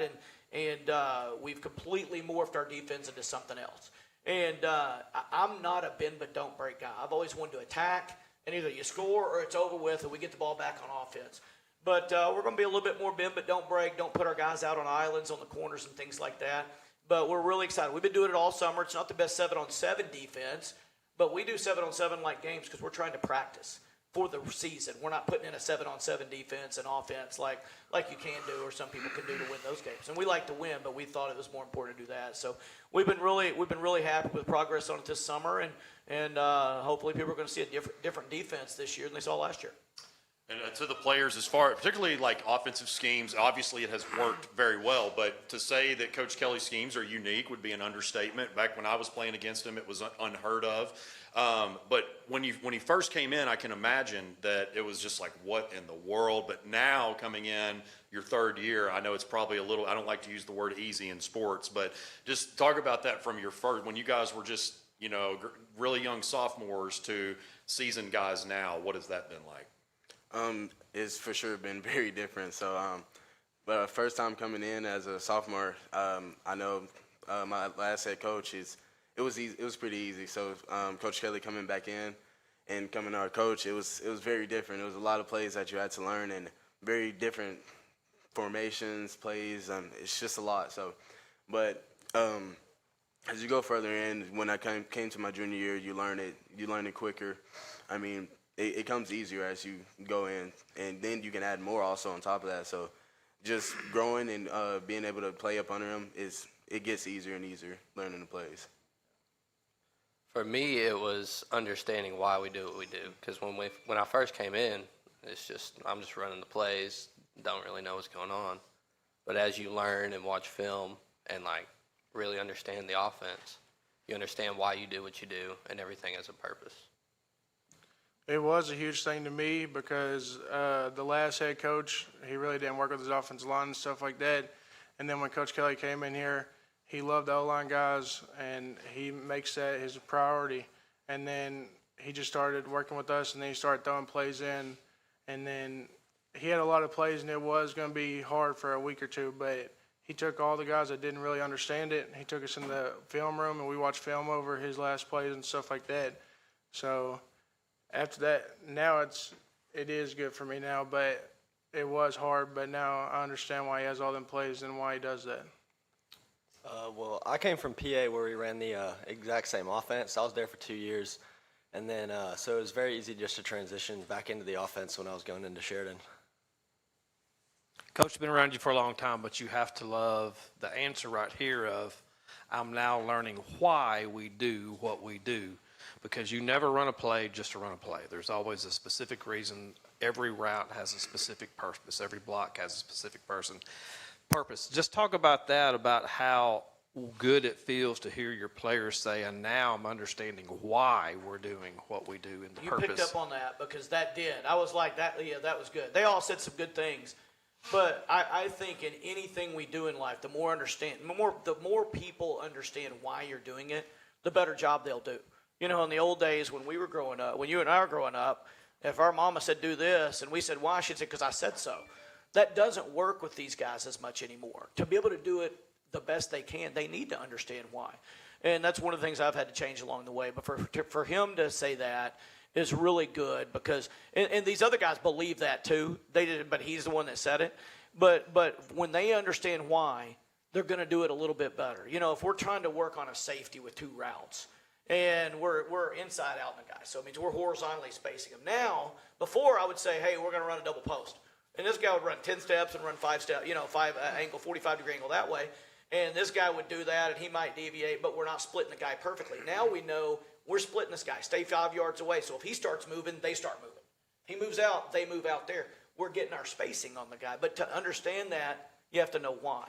I like them to understand why we run the certain running plays we do, because they're going to do it a little bit better. Hey, we're trying to isolate this guy right here. We're trying to get him to do this.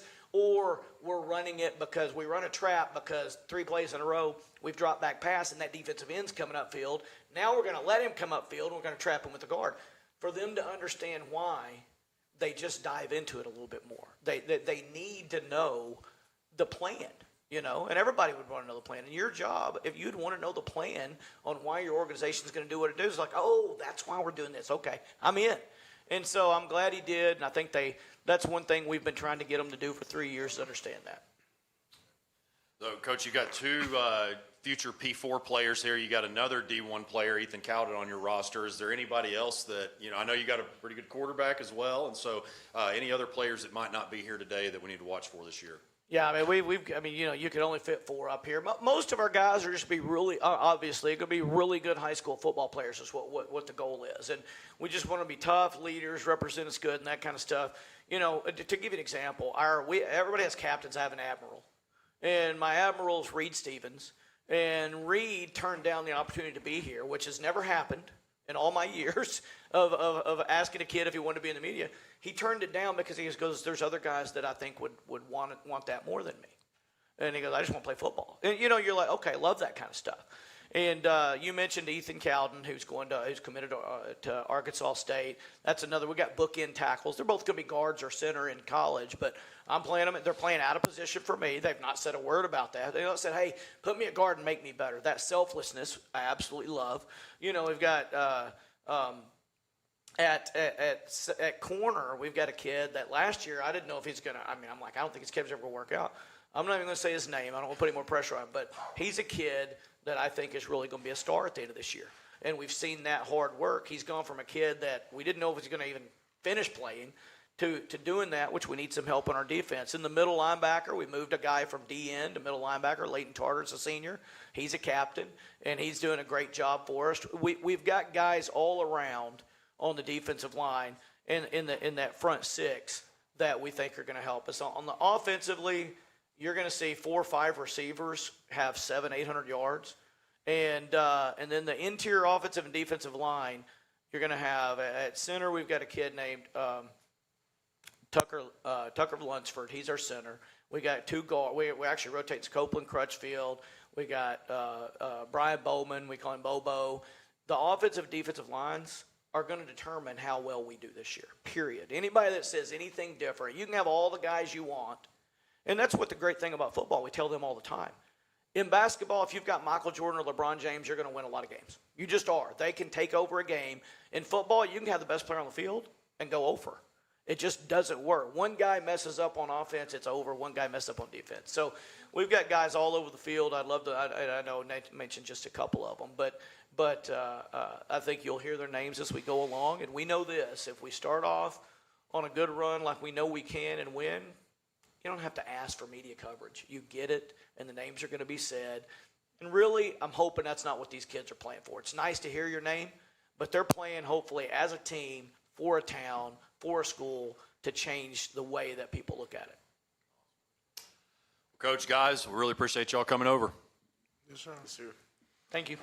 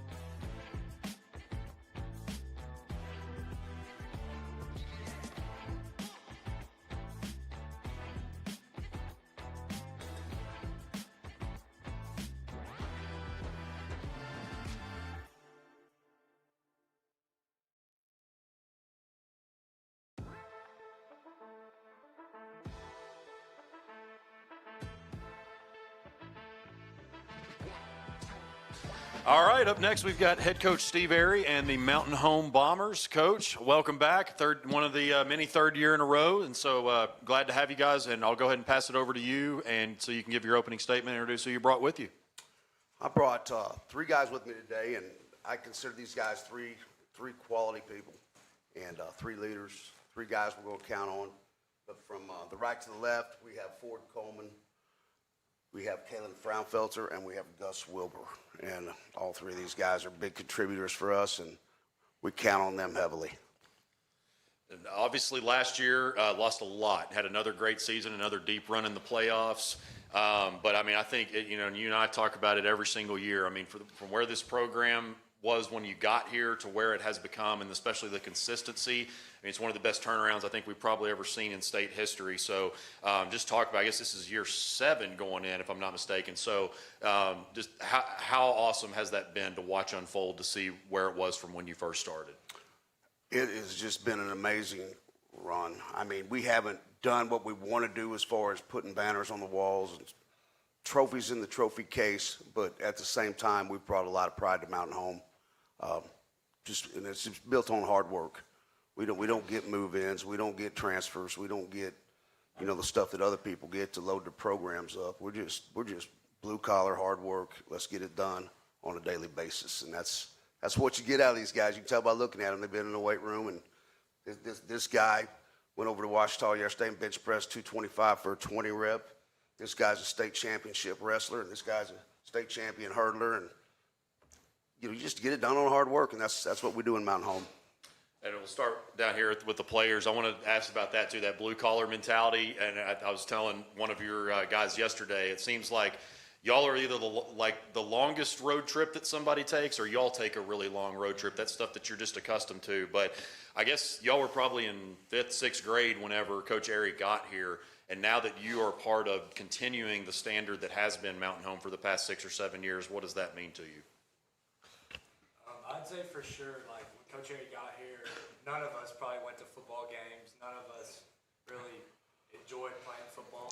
I remember playing as a kid, but it didn't mean as much to the town as it does now, and that's a huge part in our success is the effort from the town that they put in and how the community for sure. Yeah, I'd have to agree. I think the community support that we get every year in and out It's amazing to see how the community has really revolved around how good we do through the years as we've done better. The community has showed us more support and showed us, given us more opportunities to get better. So I think it's really, been a really big impact on our performance throughout the years. Yeah, I think Coach Airy really before he came, it was really a losing program, and it was funny because my dad actually, before Airy came, he didn't want me to play football. He wanted me to run track and cross country and that stuff, but I think Coach Airy's really brought a lot of hope, and of course, I think that hope it really ignites off seasons, and it really Coach Airy really gets people to work hard, and so that's really big. There's a lot of shakeup within the 6A West. Obviously, you lose Greenwood as they go down. Shiloh goes up. It's really a wide open playing field, 6A as whole, but really in the 6A West. What can you say about the conference in the West and then the classification as a whole? When we look at the schedule right now, obviously it's nice to see those two guys move on. I didn't lose any sleep over that deal. But anyway, I feel like there's a lot more parity and it's a lot more balanced league, and I feel like it's up for anybody. It's up for grabs. So we're looking forward to it. We got a lot of new coaches in the 6A West as well, so teams we've not prepared to play, guys we know nothing about, so it's a different season. So preparation and getting ready is going to be a big deal for us. I can't remember the second part of the question. Just 6A as a whole, obviously, like with Greenwood being gone, it's kind of a wide open. Some people think Benton, some people think y'all. Just what can you say about the classification? I think everybody probably as excited as I am. You know what I mean? Just to see who else is going to be the last man standing. And Benton's probably the number one, as of right now. But hey, we all think we got a chance. I think everybody says we got a chance. So. Getting over the middle block of those guys is one of the things you have to get through your players. Yeah. I don't know why we have a middle block, but confidence is huge. Whatever you do, confidence is huge. And there's got to be a lot of confident teams, a lot of confident coaches, and it's just going to change things. No, in non-conference, you guys are use your Missouri ties to get some of those teams and play them. This year, obviously you got to play the Harrison game, but Farmington that's the one that y'all open up against. Coach Ty, you're a Missouri Hall of Famer. He's an Arkansas Hall of Famer, and then you've also got Van Pascal at Harrison now. So once again, challenging non-conference schedule as well, but adding Farmington, especially starting off, I know that's going to really tell about where you guys are at, or at least give you a hint. Yeah, we feel like. They're going to be definitely one of the top teams on our schedule. And I know Coach Tice is going to do a good job, and he's surrounded by good people. So we're going to go into that one just like we would any other game. It's a big one, and it's definitely a measuring stick. We know we're getting a quality opponent right out of the gate. And I certainly have to ask the players about Harrison. I know that means a lot to you guys. I've asked Mountain Home players this for years. It's one of those great, it's one of the best rivalries in the state, if you ask me, especially when Harrison was very much improved last year. So just talk about just that game and all it brings, not just for that Friday night for 3 hours, but really throughout the week. Yes, sir. The weekend leading up is one of the best weeks ever. It's everybody's talking, everybody's stuff, but they don't like us, we don't like them, but it's always a dogfight, and we love going over there and playing them. And I'm sure they don't like coming here because we have a good home field advantage, but it's always a dogfight, and we love playing them. Yeah, the week leading up to it, it's always you almost feel it in the air. It's amazing. Everybody's like asking people if they want to go to the game. When they're going to arrive there. I always get super nervous for that game because I want to win so bad. Last year it was crazy. There was like 1,000 people there, and so it's a crazy experience to play in the game, to beat Harrison. But just as a rivalry in itself, it's just I think it's great because they're well coached. I think we're well coached, and to come together to compete, it's just it's a good honor to do.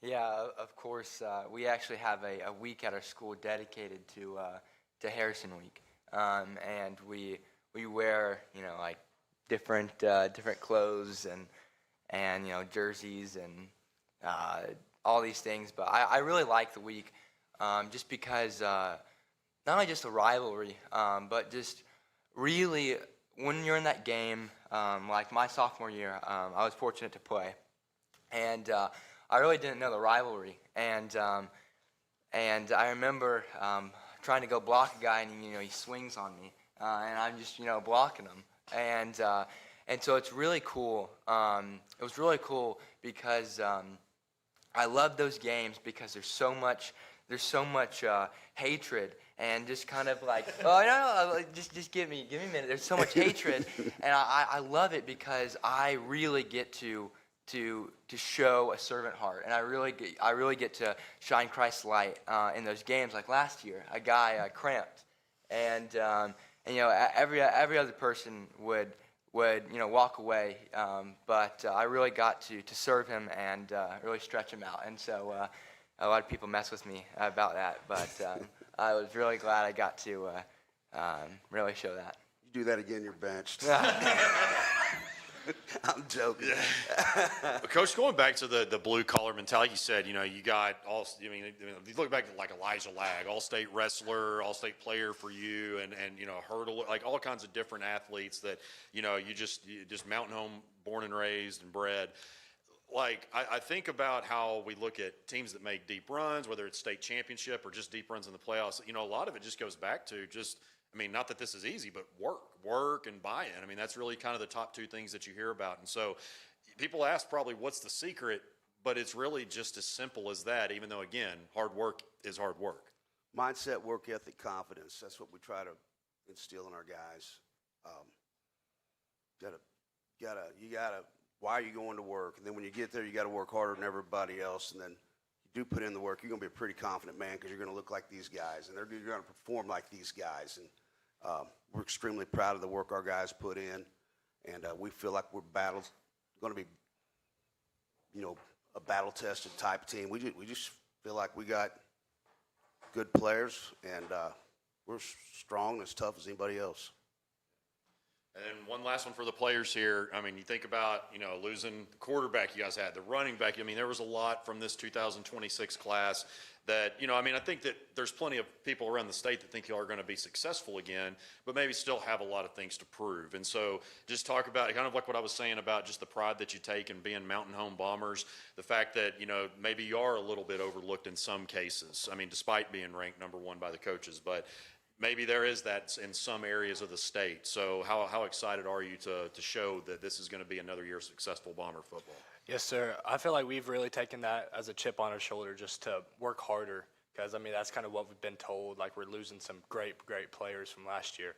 But just like Coach Airy was saying, this team's built on hard work, built on the weight room, built on mentality. And I think if we embrace that, that's where our success is going to show. Yeah, I agree with that. I think this offseason, I know Aries talked about it before, but I think it's one of the hardest working off seasons we've had in a long time. I think it's really going to show out in this fall whenever we play these teams. I think it's really nice seeing guys come full circle from being little freshmen.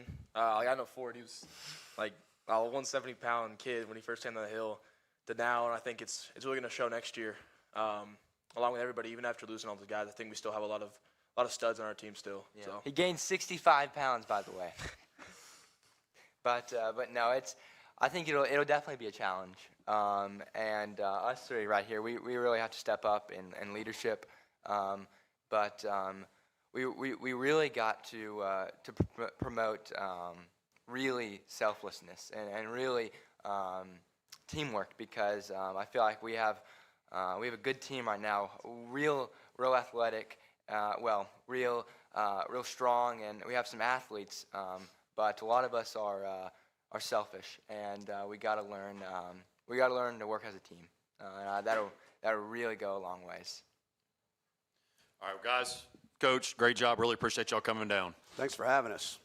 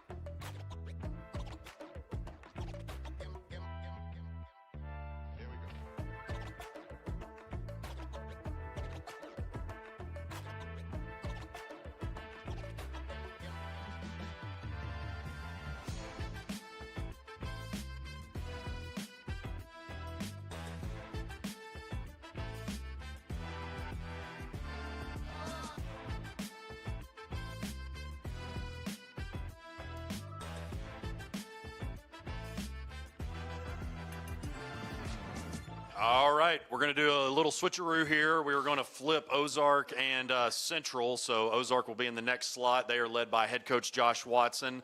And Coach, I will go ahead and pass it over to you so you can give your opening statement, introduce who you brought with you. Yeah, today I brought Cade Cap with me. He's a senior quarterback, outside linebacker for us. Senior Easton Fox, he is a punter, fullback and linebacker for us.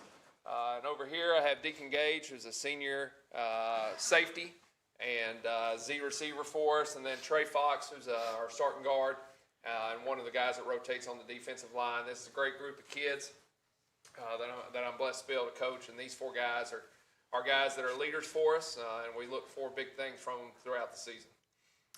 Well, last year when you guys were here, you were fresh into Ozark, fresh off a state championship run at Salem, and had a good run last year. 7 wins, made it back to the playoffs, and just kind of talk about how you maybe are feeling this year now that you've had a full season and a full off season with your team. Yeah, this off season has been completely different than last off season. Just the mentality of the kids, the work ethic of the kids, they know what I expect, and they know what to expect when they walk in on what's going to happen. We've had a great off season. The kids have worked really hard in the weight room. It's night and day difference just from last year to this year. Last year in the weight room, we're doing front squat, and all the kids are shaking their wrists after we get done, and it hurts. And now all the kids, and a lot of these kids up here will tell you is front squat's one of their favorite lifts. So just the toughness, our kids are a lot tougher, willing to work a lot more than what it was last year when I got there. So we're excited about this season and looking to take a step forward. I think this is a team that has a chance to make a run, and we haven't hit that part of it. I think they're a team that can compete for a state championship. Now, you always have to have a few breaks go your way. You have to stay healthy. You have to have a little bit of luck. But this is a really talented group of kids, and they're a group of kids that know how to work every day. You look at the 4A4, and you do add a couple teams to it, but those are some very familiar faces in Charleston and Booneville to y'all. What can you say about the new 4A4? The new 4A4, Booneville coming in, that's a huge rivalry. I think we beat them for the first time in 6 years last year, first year there. So that was a huge win for us. So having them in the conference, it's going to be a big game. There's always a potential. I think it could be for a conference championship. But Pottsville's going to have a lot to say about that also, and Mena are going to have a lot to say about that. Those are two very good football teams, Pottsville and Mena. So they're really, there's 4 teams right there that can beat you on any given night, and there's some other teams that are going to be working hard because they're well coached. But having Booneville in the conference, that's awesome for these kids. And that's a big game, and we're looking hopefully can get them 2 years in a row. Y'all scored a lot of points last year. What can you say about continuing to score that amount of points this year? I think we'll have a good opportunity to actually increase that this year because we return, our quarterback, our fullback, our tailback, who's going to be a junior, the Sklarski kid. He's explosive. He ran for, I think, 1,700 yards last year. Fox ran for over 1,000 yards last year, and Cade had about 400 yards rushing last year. So we had 2,000-yard rushers last year in the first year of running that, that type stuff. So I think this year it could really be big for us offensively. We were not very good defensively last year. There's no way around that. It's just the fact of it. It's a completely different style than what they had played. We played man-to-man. They hadn't played man. All they played zone coverage. So it's a lot different mentality defensively, and it took the kids some time. We're also a lot more experienced defensively now. We had a lot of young kids on defense, and I feel pretty good about the defense at this point. And so the players will start down here and go down. Coach was talking about, more toughness. Obviously, the new coach coming in, you're not really exactly sure what to expect, but now you guys do. And so just talk about what he was mentioning about how he's seen differences in the weight room and just overall.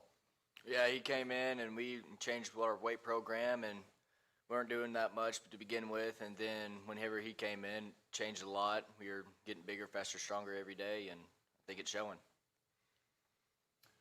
I agree. I mean, when he moved in, it was just a culture shock, and because we didn't lift very much, we didn't do very much, and when he came in here, all our maxes went up a bunch. We all got stronger, and we're a lot tougher, like he said. And I'm really looking forward to this year about just competing, just being stronger and being more experienced.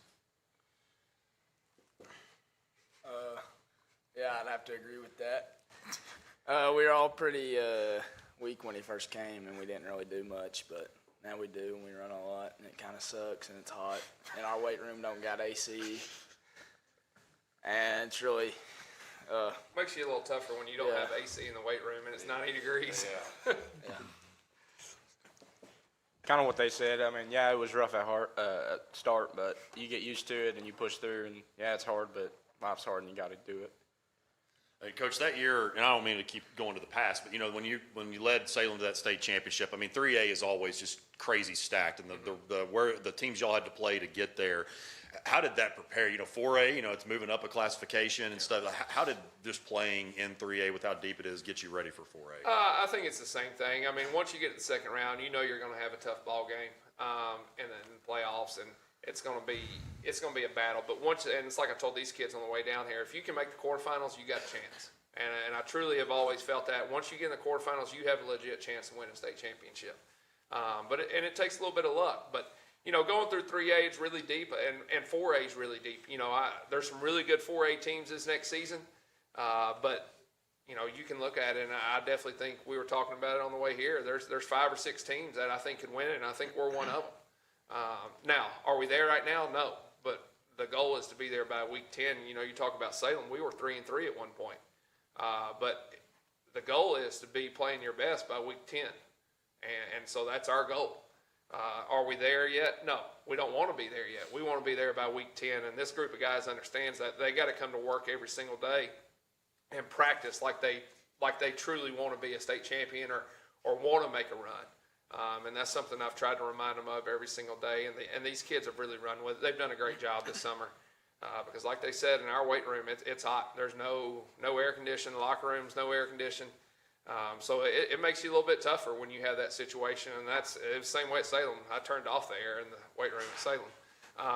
And then it never came back on. I accidentally broke it, I guess. But here I didn't have to worry about breaking it. It makes our kids tougher. Because a football game on Friday night is going to be 4 quarters once you get to the second round in 4A. I mean, I've looked back at some brackets trying to figure out what this year's would be. And you're going to have a tough game second round no matter where you are. If you win your conference, if you're second place in your conference, you're going to have a 4-quarter game coming. And Coach was talking about the playoffs there, and after winning 4 games prior to his first season in 2024, the 4-win season in 2024, get back to the playoffs last year, and then had that really close game with Bauxite. So I know that stung, but as far as understanding, hey, we're right there, on the verge of breaking through. How much confidence did that give the team? We have a lot more confidence this year. We know how much better we're going to be. We're going to be tougher, and we're just excited to play this year. Yeah, it sucked losing in the first round. Obviously, it's not what you want, but I thought we did a good job last year of, like you said, only winning 4 games, and we won 7 last year. And really this year we're a lot more senior and junior heavy, and we're really looking to make a push. Like he said, we all think we're one of the top 5 teams, and we're going to work hard to accomplish that and win the state championship is what we're going to try to do. Yeah, that Bauxite team, they're pretty good, but they barely beat us in what they make 3rd round. So that made us realize we could play without anybody. Yeah, the team was really good. They had a lot of good players, but we were also there mentally. It was just a good game, and yeah, it was close. Coach, you talked about, you're very transparent. Weren't that great on defense last year. Yeah. What were some things maybe that you talked with your coaching staff and the players really through the offseason to change some of those things? Yeah, we really just had to keep sticking with those guys last year because a lot of them were young guys or guys that we had that were seniors last year that we had to move a position to sort of fit what we wanted to do and what we saw as best long-term for the team. Not necessarily best for last season, but the best long-term. Because that first year coming in, you're going to change things. And things are going to be new, but you just have to stick with it and trust what you do, that it's going to work. That's part of it. And so, we really worked during the off season as far as just getting tougher. That was the biggest thing we had to do was get tougher. We got kids that can play. We had to get a little bit tougher, and our kids have done that. And defensively, we spent a little more time, being there. We spent a little more time defense. Last year, we were installing offense and defense. This year, it's more of an install of just defense, getting more defensive time in with the guys. And truthfully, defensively, some people may not agree. Defensively, you better have some dudes that want to fly around and hit. It doesn't matter what your scheme is or anything like that. If you got dudes that want to fly around and hit and want to tackle, you're going to be fine, no matter what the scheme is. And I think we got kids that want to do that this year. This is kind of a fun one. I'm just going to say it. The Hillbilly and probably Fordyce Red Blaze, my two favorite mascots in Arkansas. It's controversy, I know, but no, I love the Hillbilly mascot. It's on Barney and McGee's set, or at least it was at one point. So how cool is that for all of you just to be like, man, like we're on ESPN national stage. Little old Ozark is on the national stage getting some love for our mascot. These kids may not even know we get. Yeah, they may not know about it. No, it's fun having like one of the most unique mascots in the state, in the nation, really, and it's fun to hear what different people have to say about it. No, it's really cool. Like when I moved here, I was like, man, I'm playing for the Hillbillies now. But it's definitely a unique mascot, and every time I can go to camp or something, they're like, oh, the Hillbillies? Like, Yeah, I mean, I love it, but the Barstools, the teams we play, they got an easy time making fun of us. I think it's really cool having a unique mascot because you'll just go places and people just scratch their heads and wonder, what is that? It's cool.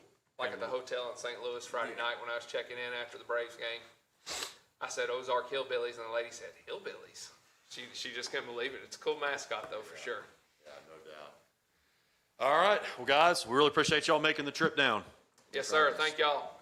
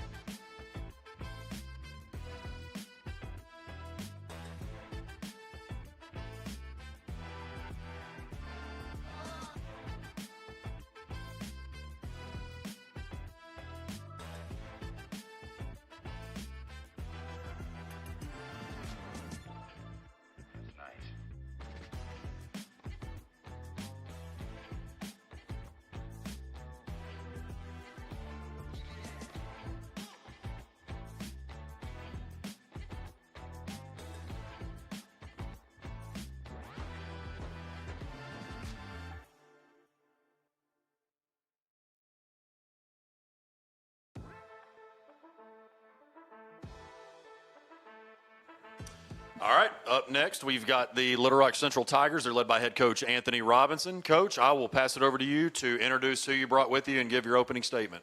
Oh, first and foremost, I'm glad to be here. You guys do a marvelous job every year.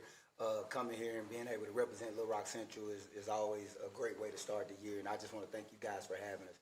To my right, I have Trey Stewart, running back for us, and then I have Ricky Gasson, who plays H-back, tight end and defensive end and linebacker for us. To my left, I have Montrell Thompson, who's a quarterback receiver, and then I have Evan Blackwell, who's our center and plays defensive tackle. All these guys are seniors for us this year.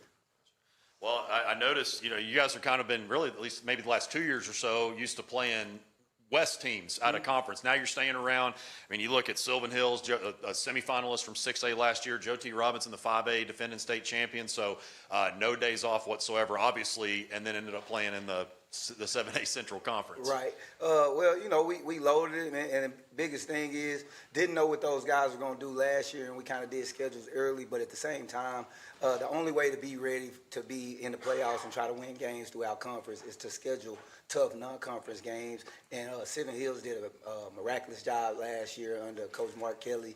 Joe T, you know, they did a great job of winning the state championship.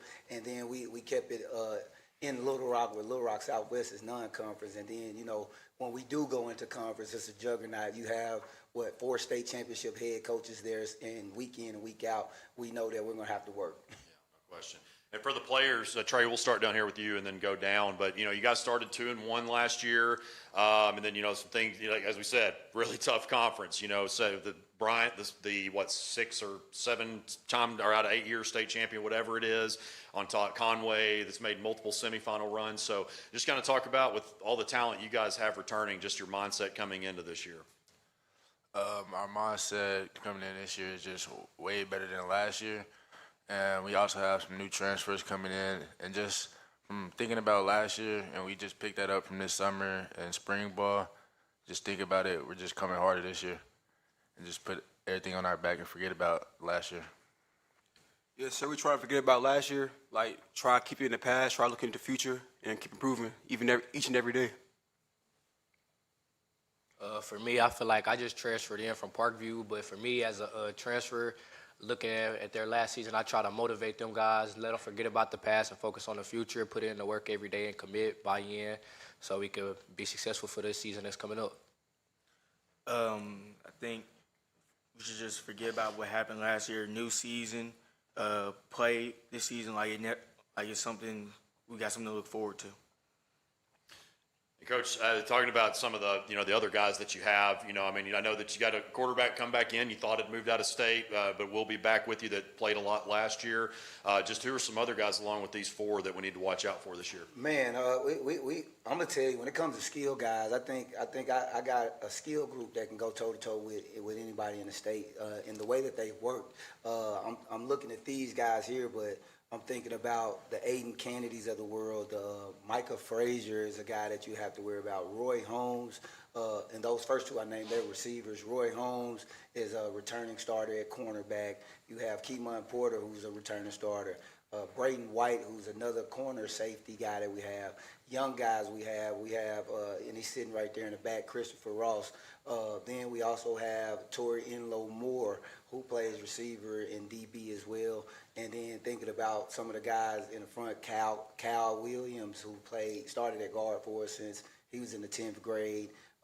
Thinking about Gilbert Moore, who's playing offensive tackle for us. Who else? Like I say, it's guys everywhere. Ethan Laurier, who's going to be a sophomore, who you'll hear his name for the next 3 years, got a Colorado State offer early. Dylan Hunter, who's also a sophomore, going to be a phenomenal guy for us. And then James Work. And I know I'm leaving some guys off, but, man, we have a lot of talent running around there, and I expect a lot of those guys to play at the next level. Obviously, work ethic and buy-in is 2 of the main things you have to have a program. And at Little Rock Central, you're just continuing to build that program really from the bottom up. How can you really put a force behind the momentum to build the program up? Well, the biggest thing is, you know, we've been dragging, clawing, scratching to try to pull our guys through, right, as coaches. The biggest thing, and what I see the biggest jump in this year, is that, you know, we're becoming more of a player-led team. You know, good teams or average teams are coach-led, but great teams are player-led. And the thing about these guys have been with me since I first got the job. They were freshmen coming in when I came in, and so they know my personality. They know what I want. And so I don't have to do a lot of that anymore. These guys do it for me, and then the fact that the guys under them respect them enough to listen, I think that's going to make us better. Guys, hearing Coach talk about that, the player-led teams, just how do you see how that has transitioned and how that has continued to develop? The leadership between the 26 class and the 27 class, the leadership has improved a lot. Like throughout the years, it's gotten each better. Like each year, as we improve. I feel like, you know, some guys in the senior class like Ben, Zach, Calvin, Trey. Ricky, me, myself, and Evan, we we don't do a lot of yelling, but we like to yell, like to make sure they understand and like that we're not like playing with it. Like we got to be better than last year. We got to be prepared for the season because anything could happen. You never know. Like we try to preach to the young guys that even if you're not playing, you still need to know, you need to learn, you need to listen, so you can know what to do. So I feel like we try to just force that and push that out so they understand. I think the respect around the community has grown around the team. That like last year, you have these dudes doing same thing, but now you got sophomores and juniors following the senior class. Trey, I wanted to ask you, you're one of many great running backs that we're going to, 27 class in particular that we're going to host this week. We've already had Jeremiah Dent, we've already had Isaiah Stevens. I've seen y'all kind of, obviously all in good fun, but y'all kind of mess with each other a little bit on social media. Is that something that y'all all just maybe have within each other to challenge each other, to make each other better? I mean, that's obviously saying a lot about Arkansas with all of the talent we do have at that particular position in one class. I feel like we're really all just coming as one and just putting on for the state of Arkansas and not like competing against each other. We're just showing each other love and just getting these coaches out here for players that's like not like us, like up here with us. So I feel like we're just setting the standard for Arkansas and just getting everybody out. Coach, you said, I guess this is going into year 4. What is the differences maybe? And I know there's probably quite a bit in that span, but just the difference. Obviously, you guys have just an elite indoor facility now, and there's been those kind of upgrades. But what are some of the biggest changes that you've seen from year 1 to now? I mean, first we start with numbers.